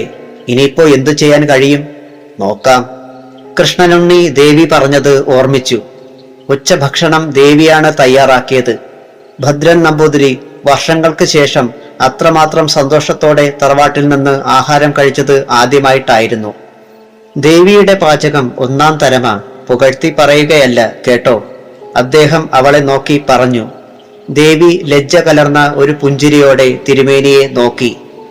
എന്തുകൊണ്ടോ ഭദ്രൻ നമ്പൂതിരിക്ക് മരുമകളെ നന്നായി ഇഷ്ടപ്പെട്ടു. വൈകുന്നേരം കൃഷ്ണനുണ്ണിയും ദേവിയും നടക്കാനിറങ്ങി. ദാ ആ കാണുന്ന വയലുകൾ ഇവിടുത്തെ ആയിരുന്നു. അതുപോലെ വയലിനക്കരെയുള്ള തെങ്ങിൻ തോപ്പും, അതും അതിനോട് ചേർന്നുള്ള കുറെ വയലും പുരയിടവും കൊടുത്തപ്പോൾ അതുകൂടി ആധാരത്തിൽ ചേർത്തെഴുതിയതാണ്, ദേവി പറഞ്ഞു. ഇതൊക്കെ ദേവി എങ്ങനെ അറിഞ്ഞു? ഉണ്ണി ചോദിച്ചു. ഞാൻ ദേവിയല്ലല്ലോ, വാസന്തിയല്ലേ. എനിക്കിതൊക്കെ കാണാപാഠമാ. ഇനിയിപ്പോ അതൊക്കെ എങ്ങനെയാ തിരികെ ലഭിക്കുക? വഴിയുണ്ട്. ഒരു നാൾ ചെന്ന് ഉണ്ണി ചോദിക്കണം. ആ നിലവും പുരയിടവും വേണോന്ന്. അയാൾ എന്തു പറയുമെന്ന് നോക്കാലോ. ഹേയ്, അത് ശരിയാവുമോ? കൃഷ്ണനുണ്ണി തിരക്കി. ഞാനല്ലേ പറയണത് ചോദിക്കാൻ. രാത്രി കോലായിലിരുന്ന് അച്ഛനുമായി ഓരോന്ന് പറയുമ്പോൾ കൃഷ്ണനുണ്ണി ഒരു കാര്യം സൂചിപ്പിച്ചു. അതൊക്കെ ചോദിച്ചാൽ അയാൾ ആക്ഷേപിക്കും. പിന്നെ എന്തെങ്കിലും സംശയം തോന്നിയാൽ അപകടപ്പെടുത്താൻ ശ്രമിക്കും. അത് സാരമില്ല, ഞാൻ ചോദിക്കാൻ തീരുമാനിച്ചിരിക്കുക, കൃഷ്ണനുണ്ണി തറപ്പിച്ചു പറഞ്ഞു. എനിക്കെന്തോ ഒരു ഭയം പോലെ, അച്ഛൻ പറഞ്ഞു. ഈ അവസരത്തിൽ ശ്രീധരമേനോന്റെ വീട്ടിൽ രുദ്രനും നീലകണ്ഠനും കൂടി തിരക്കിട്ട ചർച്ചയിലായിരുന്നു. ഇന്ന് ആ പെണ്ണും ഉണ്ണിയും കൂടി വയലിനരികെ നിന്ന് എന്തൊക്കെയോ കൈചൂണ്ടി പറയുന്നുണ്ടായിരുന്നു. ശ്രീധരമേനോൻ പറഞ്ഞു. അങ്ങനെയാണെങ്കിൽ സൂക്ഷിക്കണം, അവൾ പഴയ കാലത്തെക്കുറിച്ച് പറയുകയായിരിക്കണം. ഓ, അങ്ങനെ പറഞ്ഞാലോ? ആ ഉണ്ണിക്ക് പഠിപ്പുള്ളതല്ലേ, വല്ലതും കുത്തിപ്പൊക്കി എടുത്താലോ? നോക്കാം. അതിനു മുമ്പ് ആ പെണ്ണിനെ ഇവിടെ നിന്ന് ഓടിക്കാൻ കഴിയോ? അല്ലെങ്കിൽ ആ ഉണ്ണിയുടെ കഥ കഴിക്കണം. ചത്താൽ ആരും സംശയിക്കില്ല. കാരണം ആ പെണ്ണിന്റെ പഴയ ചരിത്രം ഇവിടെയുള്ളവർക്ക് അറിയാം. ഇപ്പോൾ തന്നെ പറഞ്ഞു തുടങ്ങിയിട്ടുണ്ട്, ഭർത്താക്കന്മാരെ തിന്നോളോന്ന്. അതൊക്കെ ഒരു വിധത്തിൽ ശരിയാ. ആരെ അപകടപ്പെടുത്തിയാലും കുഴപ്പമില്ല, നീലകണ്ഠൻ പറഞ്ഞു. നീലകണ്ഠനെ സംബന്ധിച്ചിടത്തോളം കൃഷ്ണനുണ്ണി ഒന്നാം തരം ഒരു എതിരാളിയായി മാറിയിരിക്കുകയാണ്. ഉണ്ണിയും ദേവിയും സുഖമായി ജീവിച്ചാൽ അയാൾക്ക് ഒരിക്കലും കിള്ളിക്കാട്ട് മനയിൽ കയറുക സാധ്യമല്ലെന്ന് അയാൾക്ക് തീർച്ചയുണ്ട്. അതുകൊണ്ട് രണ്ടുപേരെയും ഇല്ലാതാക്കണമെന്നാണ് അയാളുടെ അഭിപ്രായം. നമുക്കൊരു കാര്യം ചെയ്താലോ? ആ ഉണ്ണിയെ പുഴക്കരയിൽ രാവിലെ എത്തുമ്പോൾ ഉപദ്രവിച്ചാലോ? ശ്രീധരമേനോൻ ചോദിച്ചു. ഒന്ന് പരീക്ഷിക്കാം. ആരാ ഉള്ളത്? നീലകണ്ഠൻ ചോദിച്ചു. പരമേശ്വര, ശ്രീധരമേനോൻ വിളിച്ചു. വിളി കേൾക്കേണ്ട താമസം ആജാനുബാഹുവായ ഒരാൾ തേങ്ങ പൊതിച്ചുകൊണ്ടിരുന്ന പാരയുമായി അവിടെ എത്തി. തോർത്തു മാത്രം ഉടുത്തിരുന്ന അയാളുടെ ശരീരത്തിലെ മാംസപേശികൾ മാംസം എറിഞ്ഞ് പിടിപ്പിച്ചതുപോലെ കാണപ്പെട്ടു. കൈത്തണ്ടയിൽ ഇഴകയർ പോലെ ഞരമ്പുകൾ പിണഞ്ഞു കിടന്നു. കുറ്റിത്തലമുടിയും ചെവിയിലെ രോമങ്ങളും അയാൾക്ക് ഒരു കുറ്റവാളിയുടെ രൂപം നൽകിയിരുന്നു. പരമേശ്വരൻ ശിക്ഷ കഴിഞ്ഞ് വന്നതേയുള്ളൂ. 9 വർഷം. 2 പേരെ കോടാലിക്ക് വെട്ടിക്കൊന്നത്. ചത്ത 2 പേരും മോശക്കാരല്ലായിരുന്നു, ശ്രീധരമേനോൻ പറഞ്ഞു. കൊള്ളാം. നീലകണ്ഠൻ രുദ്രനെ നോക്കി. പിന്നെ ഒരു കാര്യം, ഇനി ജയിലിൽ പോകരുതെന്നുള്ള ഒരാഗ്രഹം ഇയാൾക്കുണ്ട്. അതുകൊണ്ട് പിടിക്കപ്പെടാത്ത രൂപത്തിൽ എന്തെങ്കിലും വിദ്യ പറഞ്ഞു കൊടുത്താൽ മതി. മേനോൻ പറഞ്ഞു. അതിനൊറ്റ വഴിയേയുള്ളൂ. കുളിക്കാൻ അയാൾ വരുമ്പോൾ പുഴയിൽ മുക്കിക്കൊല്ലുക. നീലകണ്ഠൻ പറഞ്ഞു. അറിയാതെ ചെയ്യണം, രുദ്രൻ ഓർമ്മിപ്പിച്ചു. അത് ഞാനേറ്റു. പരമേശ്വരൻ വളരെ ലാഘവത്തോടെ പറഞ്ഞു. അയാൾ സന്ധ്യയ്ക്ക് കുളിക്കാൻ വരിക പതിവുണ്ടല്ലോ, ശ്രീധരമേനോന്റെ മകൻ പറഞ്ഞു. 15 വയസ്സുള്ള രാഘവൻകുട്ടി അവർ പറഞ്ഞത് കേൾക്കുന്നുണ്ടായിരുന്നു. അതെന്താ, നീ അവിടെ പോകാറുണ്ടോ? ഉവ്വച്ഛ, ഞാൻ താഴത്തെ കടവിലാ പോണത്. അപ്പോൾ അയാൾ പതിവായി അവിടെ വരുന്നത് കാണാറുണ്ട്. ഓഹോ, അങ്ങനെയാണേൽ അതാണ് നല്ലത്, മേനോൻ പറഞ്ഞു. അടുത്ത നാൾ രാവിലെ മേനോൻ കാപ്പികുടി കഴിഞ്ഞ് കോലായിൽ ഇരിക്കുമ്പോൾ കൃഷ്ണനുണ്ണി പടിപ്പുര കയറി വന്നു. രുദ്രനും നീലകണ്ഠനും മേനോന്റെ അടുത്തായി ഇരിപ്പുണ്ടായിരുന്നു. എന്താ ഉണ്ണി പതിവില്ലാതെ? മേനോൻ കസേരയുടെ കൈയിന്മേൽ കാലെടുത്ത് വെച്ചുകൊണ്ട് ചോദിച്ചു. കൃഷ്ണനുണ്ണി വരാന്തയിൽ ഇരിക്കുന്നവരെ കണ്ടു. താൻ അന്ന് പുഴക്കരയിൽ വെച്ച് കണ്ടവരാണ് അവരെന്ന് അയാൾക്ക് മനസ്സിലായി. അവർ അവിടെ ഇരിക്കുന്നതിൽ എന്തോ രഹസ്യം ഉണ്ടെന്ന് കൃഷ്ണനുണ്ണിക്ക് തോന്നി. ഞാൻ വന്നത് കൃഷി ചെയ്യാൻ കുറെ നിലം ചോദിക്കാനാണ്. പിന്നെ തേങ്ങയ്ക്കുള്ള വകയും പടിഞ്ഞാറ നിലവും അതിനോട് ചേർന്ന തെങ്ങിൻ പുരയിടവും മതി, ഉണ്ണി പറഞ്ഞു. ഇപ്പോ നിലത്തിനൊക്കെ നല്ല വിലയാ. സെന്റിന് 500 വരെയുണ്ട്. പിന്നെ തെങ്ങിൻ തോപ്പിന്റെ വില അറിയാലോ. മേനോൻ ചിരിച്ചുകൊണ്ട് പറഞ്ഞു. വിലയ്ക്കല്ല, എന്റെ ആവശ്യത്തിനാണ്, കൃഷ്ണനുണ്ണി ദൃഢസ്വരത്തിൽ പറഞ്ഞു. അതെന്താ തമാശ പറയുന്നത്? ഇതൊക്കെ പറയാൻ ഉണ്ണി എങ്ങനെ പഠിച്ചു? മേനോൻ പുച്ഛസ്വരത്തിൽ ചോദിച്ചു. മേനോന്റെ അച്ഛൻ അതെങ്ങനെയാ വാങ്ങിയതെന്ന് എനിക്കറിയാം. ആധാരത്തിൽ അന്നത്തെ വില നോക്കിയാൽ സെന്റിന് വിലയില്ലാതെ വരും. ഒക്കെ അറിഞ്ഞാ വന്നത്, ഉണ്ണി പരുക്കൻ സ്വരത്തിൽ പറഞ്ഞു. ഒരു കാര്യം ചെയ്യാം, നമുക്ക് നാളെ സംസാരിക്കാം, മേനോൻ പറഞ്ഞു. അന്ന് പതിവ് പോലെ കൃഷ്ണനുണ്ണി കടവിൽ കുളിക്കാൻ പോയി. നിലാവ് ആകാശത്ത് ഒരു തളിക പോലെ ഒട്ടിച്ച് പിടിച്ചിരിക്കുന്നു. പ്രകാശം പുഴയിലെ വെള്ളത്തിൽ വെള്ളി ഉരുക്കി ഒഴിച്ചതുപോലെ അലിഞ്ഞു ചേരുന്നു. തോർത്തു കൊടുത്തുകൊണ്ട് ഉണ്ണി വെള്ളത്തിൽ ഇറങ്ങി. ഉണ്ണി വെള്ളത്തിൽ ഇറങ്ങുന്നത് കണ്ടപ്പോൾ പരമേശ്വരൻ കടവിന് മേൽഭാഗത്തായി ഇറങ്ങി. നീർക്കാൻ കുഴിയിട്ട് അയാൾ ഉണ്ണിയുടെ അടുത്തെത്തി. ഈ സമയം ദേവി കടവിന്റെ താഴെ വന്ന് വെള്ളത്തിലേക്ക് ഊളിയിട്ടു. അവൾ പതുക്കെ കൃഷ്ണനുണ്ണി നിൽക്കുന്ന ഭാഗത്ത് ചെന്നു. പരമേശ്വരൻ വെള്ളത്തിനടിനിരപ്പിൽ മണലിനോട് പതിഞ്ഞു കിടക്കുന്നത് അവൾ കണ്ടു. ശ്വാസം പിടിച്ച് വെള്ളത്തിൽ ഏറെ സമയം കിടക്കാനുള്ള കഴിവ് അയാൾക്ക് ഉണ്ടായിരുന്നു. അയാൾ ജലത്തിനടിയിൽ ഉറ്റുനോക്കുന്നുണ്ടായിരുന്നു. അപ്പോൾ ചീങ്കണ്ണി അയാളുടെ നേർക്ക് പാഞ്ഞു വരുന്നത് കണ്ടു. തിരികെ നീന്താൻ അയാൾ ശ്രമിച്ചിട്ടും കഴിഞ്ഞില്ല. കിടന്ന കിടപ്പിൽ നിന്നും അനങ്ങാൻ പോലും അയാൾക്ക് സാധിക്കുന്നില്ല. ചീങ്കണ്ണി വായു പൊളിച്ച് കൂർത്തുമൂർത്ത പല്ലുകൾ കാണിച്ചുകൊണ്ട് അടുത്തു വന്നു. അയാളുടെ തല അതിന്റെ വായ്ക്കുള്ളിലായി. അയാൾക്ക് ശ്വാസം മുട്ടുന്നത് പോലെ തോന്നി. അല്പസമയം കഴിഞ്ഞ് ആ ശരീരം നിശ്ചലമായി. ചീങ്കണ്ണിയുടെ സ്ഥാനത്ത് ദേവിയുടെ രൂപം തിരികെ നീന്തി. താഴെ കടവിൽ ചെന്ന് കരയ്ക്ക് കയറി അവൾ ഇല്ലത്തേക്ക് പോയി. യാതൊന്നും അറിയാതെ കൃഷ്ണനുണ്ണി കുളി കഴിഞ്ഞ് ഇല്ലത്തേക്ക് മടങ്ങി. നാളെ രാവിലെ ചെല്ലാനല്ലേ അയാൾ പറഞ്ഞിരിക്കുന്നത്? രാത്രിയിൽ കിടക്കയിൽ വെച്ച് ദേവി തിരക്കി. അതെ, പോണം, അയാൾ വഴങ്ങാതിരിക്കില്ല, ദേവി പറഞ്ഞു. നോക്കാം, ഉണ്ണിക്ക് സംശയമായിരുന്നു. രാത്രി ഏറെ ചെന്നിട്ടും പരമേശ്വരൻ മടങ്ങി വരാഞ്ഞപ്പോൾ ശ്രീധരമേനോന് പരിഭ്രമമായി. ലക്ഷ്യം നടന്ന് കാണുകയില്ലെന്ന് അയാൾക്ക് തോന്നി. രുദ്രനും നീലകണ്ഠനും അടുത്തിരിപ്പുണ്ടായിരുന്നു. ഇത്തവണ അയാൾ രക്ഷപ്പെട്ടാൽ? ശ്രീധരമേനോൻ ചോദിച്ചു. ഇല്ല, ജയം നമ്മുടേത് ആയിരിക്കും, രുദ്രൻ പറഞ്ഞു. ഞാനൊരു ഉപായം പറയാം, ശ്രീധരമേനോൻ അഭിപ്രായപ്പെട്ടു. എന്താ? നീലകണ്ഠൻ ചോദിച്ചു. സമയം 11 ആയതേയുള്ളൂ. ആ ഇല്ലം വരെ ഒന്ന് പോയാലോ? അതെങ്ങനെ? എന്തു പറഞ്ഞാൽ നമ്മൾ പോകേണ്ടത്? രുദ്രൻ ചോദിച്ചു. അവിടെ ചെന്ന് ആ തിരുമേനിയെ വിളിക്കണം. എന്നിട്ട് ഭാര്യ വീട്ടിൽ നിന്ന് വന്നതാണെന്ന് പറയണം. അപ്പോൾ ആളുണ്ടെങ്കിൽ ഇറങ്ങി വരും. എന്നാലും അർദ്ധരാത്രിയായില്ലേ, അത് ശരിയല്ല. പിന്നെ നിർബന്ധമാണെങ്കിൽ പോകാം, രുദ്രൻ പറഞ്ഞു. അതാ നല്ലത്. എങ്കിൽ പോകാം, രണ്ടും കൽപ്പിച്ചങ്ങ് പറയാം. നീലകണ്ഠൻ സമ്മതിച്ചു. അവർ രണ്ടാളും കൂടി പൊന്നാട്ടുമന ലക്ഷ്യമാക്കി നടന്നു. അധിക ദൂരം നടക്കേണ്ടി വന്നില്ല. അവർ മനയുടെ വാതിൽക്കലെത്തി. ആരാ അകത്തേക്ക് കടക്കുക? രുദ്രൻ ചോദിച്ചു. ഞാൻ തന്നെ കയറാം. നീലകണ്ഠൻ വാതിൽ കടന്ന് മുറ്റത്ത് കാൽ ചവിട്ടി. തുളസിത്തറയ്ക്ക് നേർക്ക് കാലെടുത്ത് വെച്ചപ്പോൾ ആരോ നിൽക്കുന്നത് പോലെ തോന്നി. സൂക്ഷിച്ചു നോക്കിയപ്പോൾ ഒരു സ്ത്രീരൂപം പിന്തിരിഞ്ഞ് നിൽക്കുന്നു. ധാരാളം തലമുടിയുണ്ട്. പാദം വരെ പിരിഞ്ഞ് കിടക്കുകയാണ്. നീലകണ്ഠന്റെ ഹൃദയമിടിപ്പിന് വേഗത കൂടി. ഇവൾ ആ യക്ഷി തന്നെ, അയാൾ മനസ്സിൽ കണക്ക് കൂട്ടി. തിരികെ നടക്കാൻ വലതുകാൽ നീട്ടിവെച്ചപ്പോൾ ആ സ്ത്രീരൂപം പെട്ടെന്ന് വെട്ടിത്തിരിഞ്ഞ് ചോദിച്ചു, ആരാത്? നീലകണ്ഠനാണോ? ആ സ്വരം കേട്ട് അയാൾ നടുങ്ങിപ്പോയി.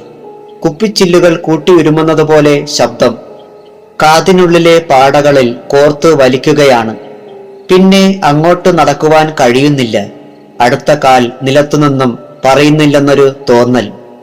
അതെ, വിക്കി വിക്കി അയാൾ പറഞ്ഞു.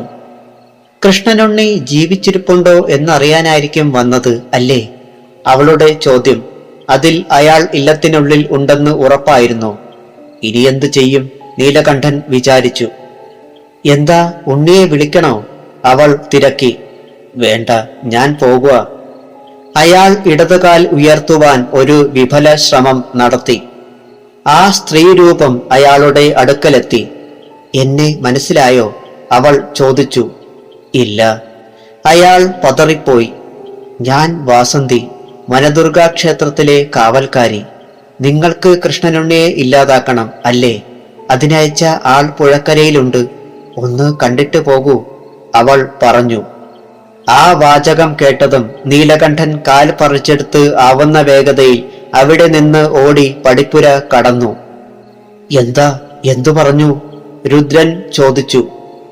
ആ പരമേശ്വരൻ പുഴക്കരയിലുണ്ടെന്ന്. ഏതായാലും കണ്ടിട്ട് പോകാം, രുദ്രൻ പറഞ്ഞു. രണ്ടുപേരും കൂടി അതിവേഗം നടന്നു. പുഴക്കരയിലെത്തിയപ്പോൾ ആരോ കിടക്കുന്നത് കണ്ടു. അടുത്തു ചെന്ന് നോക്കി. പരമേശ്വരൻ മണൽപ്പുറത്ത് മലർന്ന് കിടക്കുന്നു. അയാളുടെ മുഖത്ത് മാംസപേശികൾ പൊളിഞ്ഞു നിൽക്കുന്നു.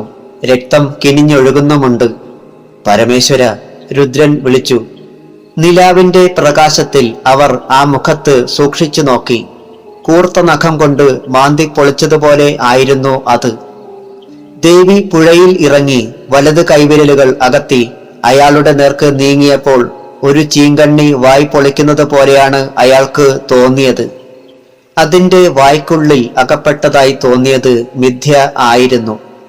യക്ഷിയുടെ കൂർത്ത നഖങ്ങൾ ഉള്ള കൈവിരലുകൾ വായ് പൊളിച്ച ചീങ്കണ്ണിയായി അയാൾക്ക് തോന്നിയിരുന്നു. പരമേശ്വരനെ അവൾ കൊന്നിരിക്കുന്നു, നീലകണ്ഠൻ പറഞ്ഞു. നമുക്ക് പോകാം. രുദ്രൻ എണീറ്റു. ഒരു കാര്യം ചെയ്താലോ? ദേവി ഇങ്ങ് പോന്നല്ലോ. നമുക്ക് കിള്ളിക്കാട്ട് മനയിലെത്തി നാരായണനെ ഇല്ലാതാക്കിയാൽ സ്വത്തുക്കൾ എന്റേതാകും. നീലകണ്ഠൻ അഭിപ്രായപ്പെട്ടു. ഒരു തരത്തിൽ അതാണ് നല്ലത്. നമ്മുടെ ലക്ഷ്യവും അതായിരുന്നല്ലോ, രുദ്രൻ പറഞ്ഞു. അതിനു മുമ്പ് ഒരു കാര്യം കൂടി. അവൾ പറഞ്ഞത് വനദുർഗാ ക്ഷേത്രത്തിലെ കാവൽക്കാരി എന്നല്ലേ? അവളുടെ സ്ഥാനം ഇല്ലാതാക്കിയാലോ? അതെ, അതൊരു സംശയമാണ്. അല്ലെങ്കിൽ അവൾ പിന്തുടർന്നെങ്കിലോ? രുദ്രൻ സമ്മതിച്ചു. ഇരുവരും കൂടി ക്ഷേത്രത്തെ ലക്ഷ്യമാക്കി നടന്നു. നിലാവിൽ കുളിച്ചു നിൽക്കുകയായിരുന്നു പഴക്കം ചെന്ന ആ ക്ഷേത്രം. അവർ കുളക്കരയിൽ കൂടി നടന്ന് ക്ഷേത്രത്തിന്റെ മുന്നിലെത്തി. അതാ ഇരിക്കുന്നു വിഗ്രഹം. നീലകണ്ഠൻ കൈ ചൂണ്ടി. ഇതെടുത്ത് കുളത്തിലേക്ക് എറിഞ്ഞാലോ? പിന്നെ അവൾക്ക് കുടിയിരിക്കാൻ ആരൂഢം കാണില്ല. അതിനു മുമ്പ് ഇത് തുണ്ടുകളാക്കണം, അല്ലെങ്കിൽ വീണ്ടും ആരെങ്കിലും പൊക്കിയെടുക്കും, രുദ്രൻ പറഞ്ഞു. വലതുവശത്തായി ഒരു തൂണ് മറിഞ്ഞ് കഷണങ്ങളായി കിടക്കുന്നത് അവർ കണ്ടു.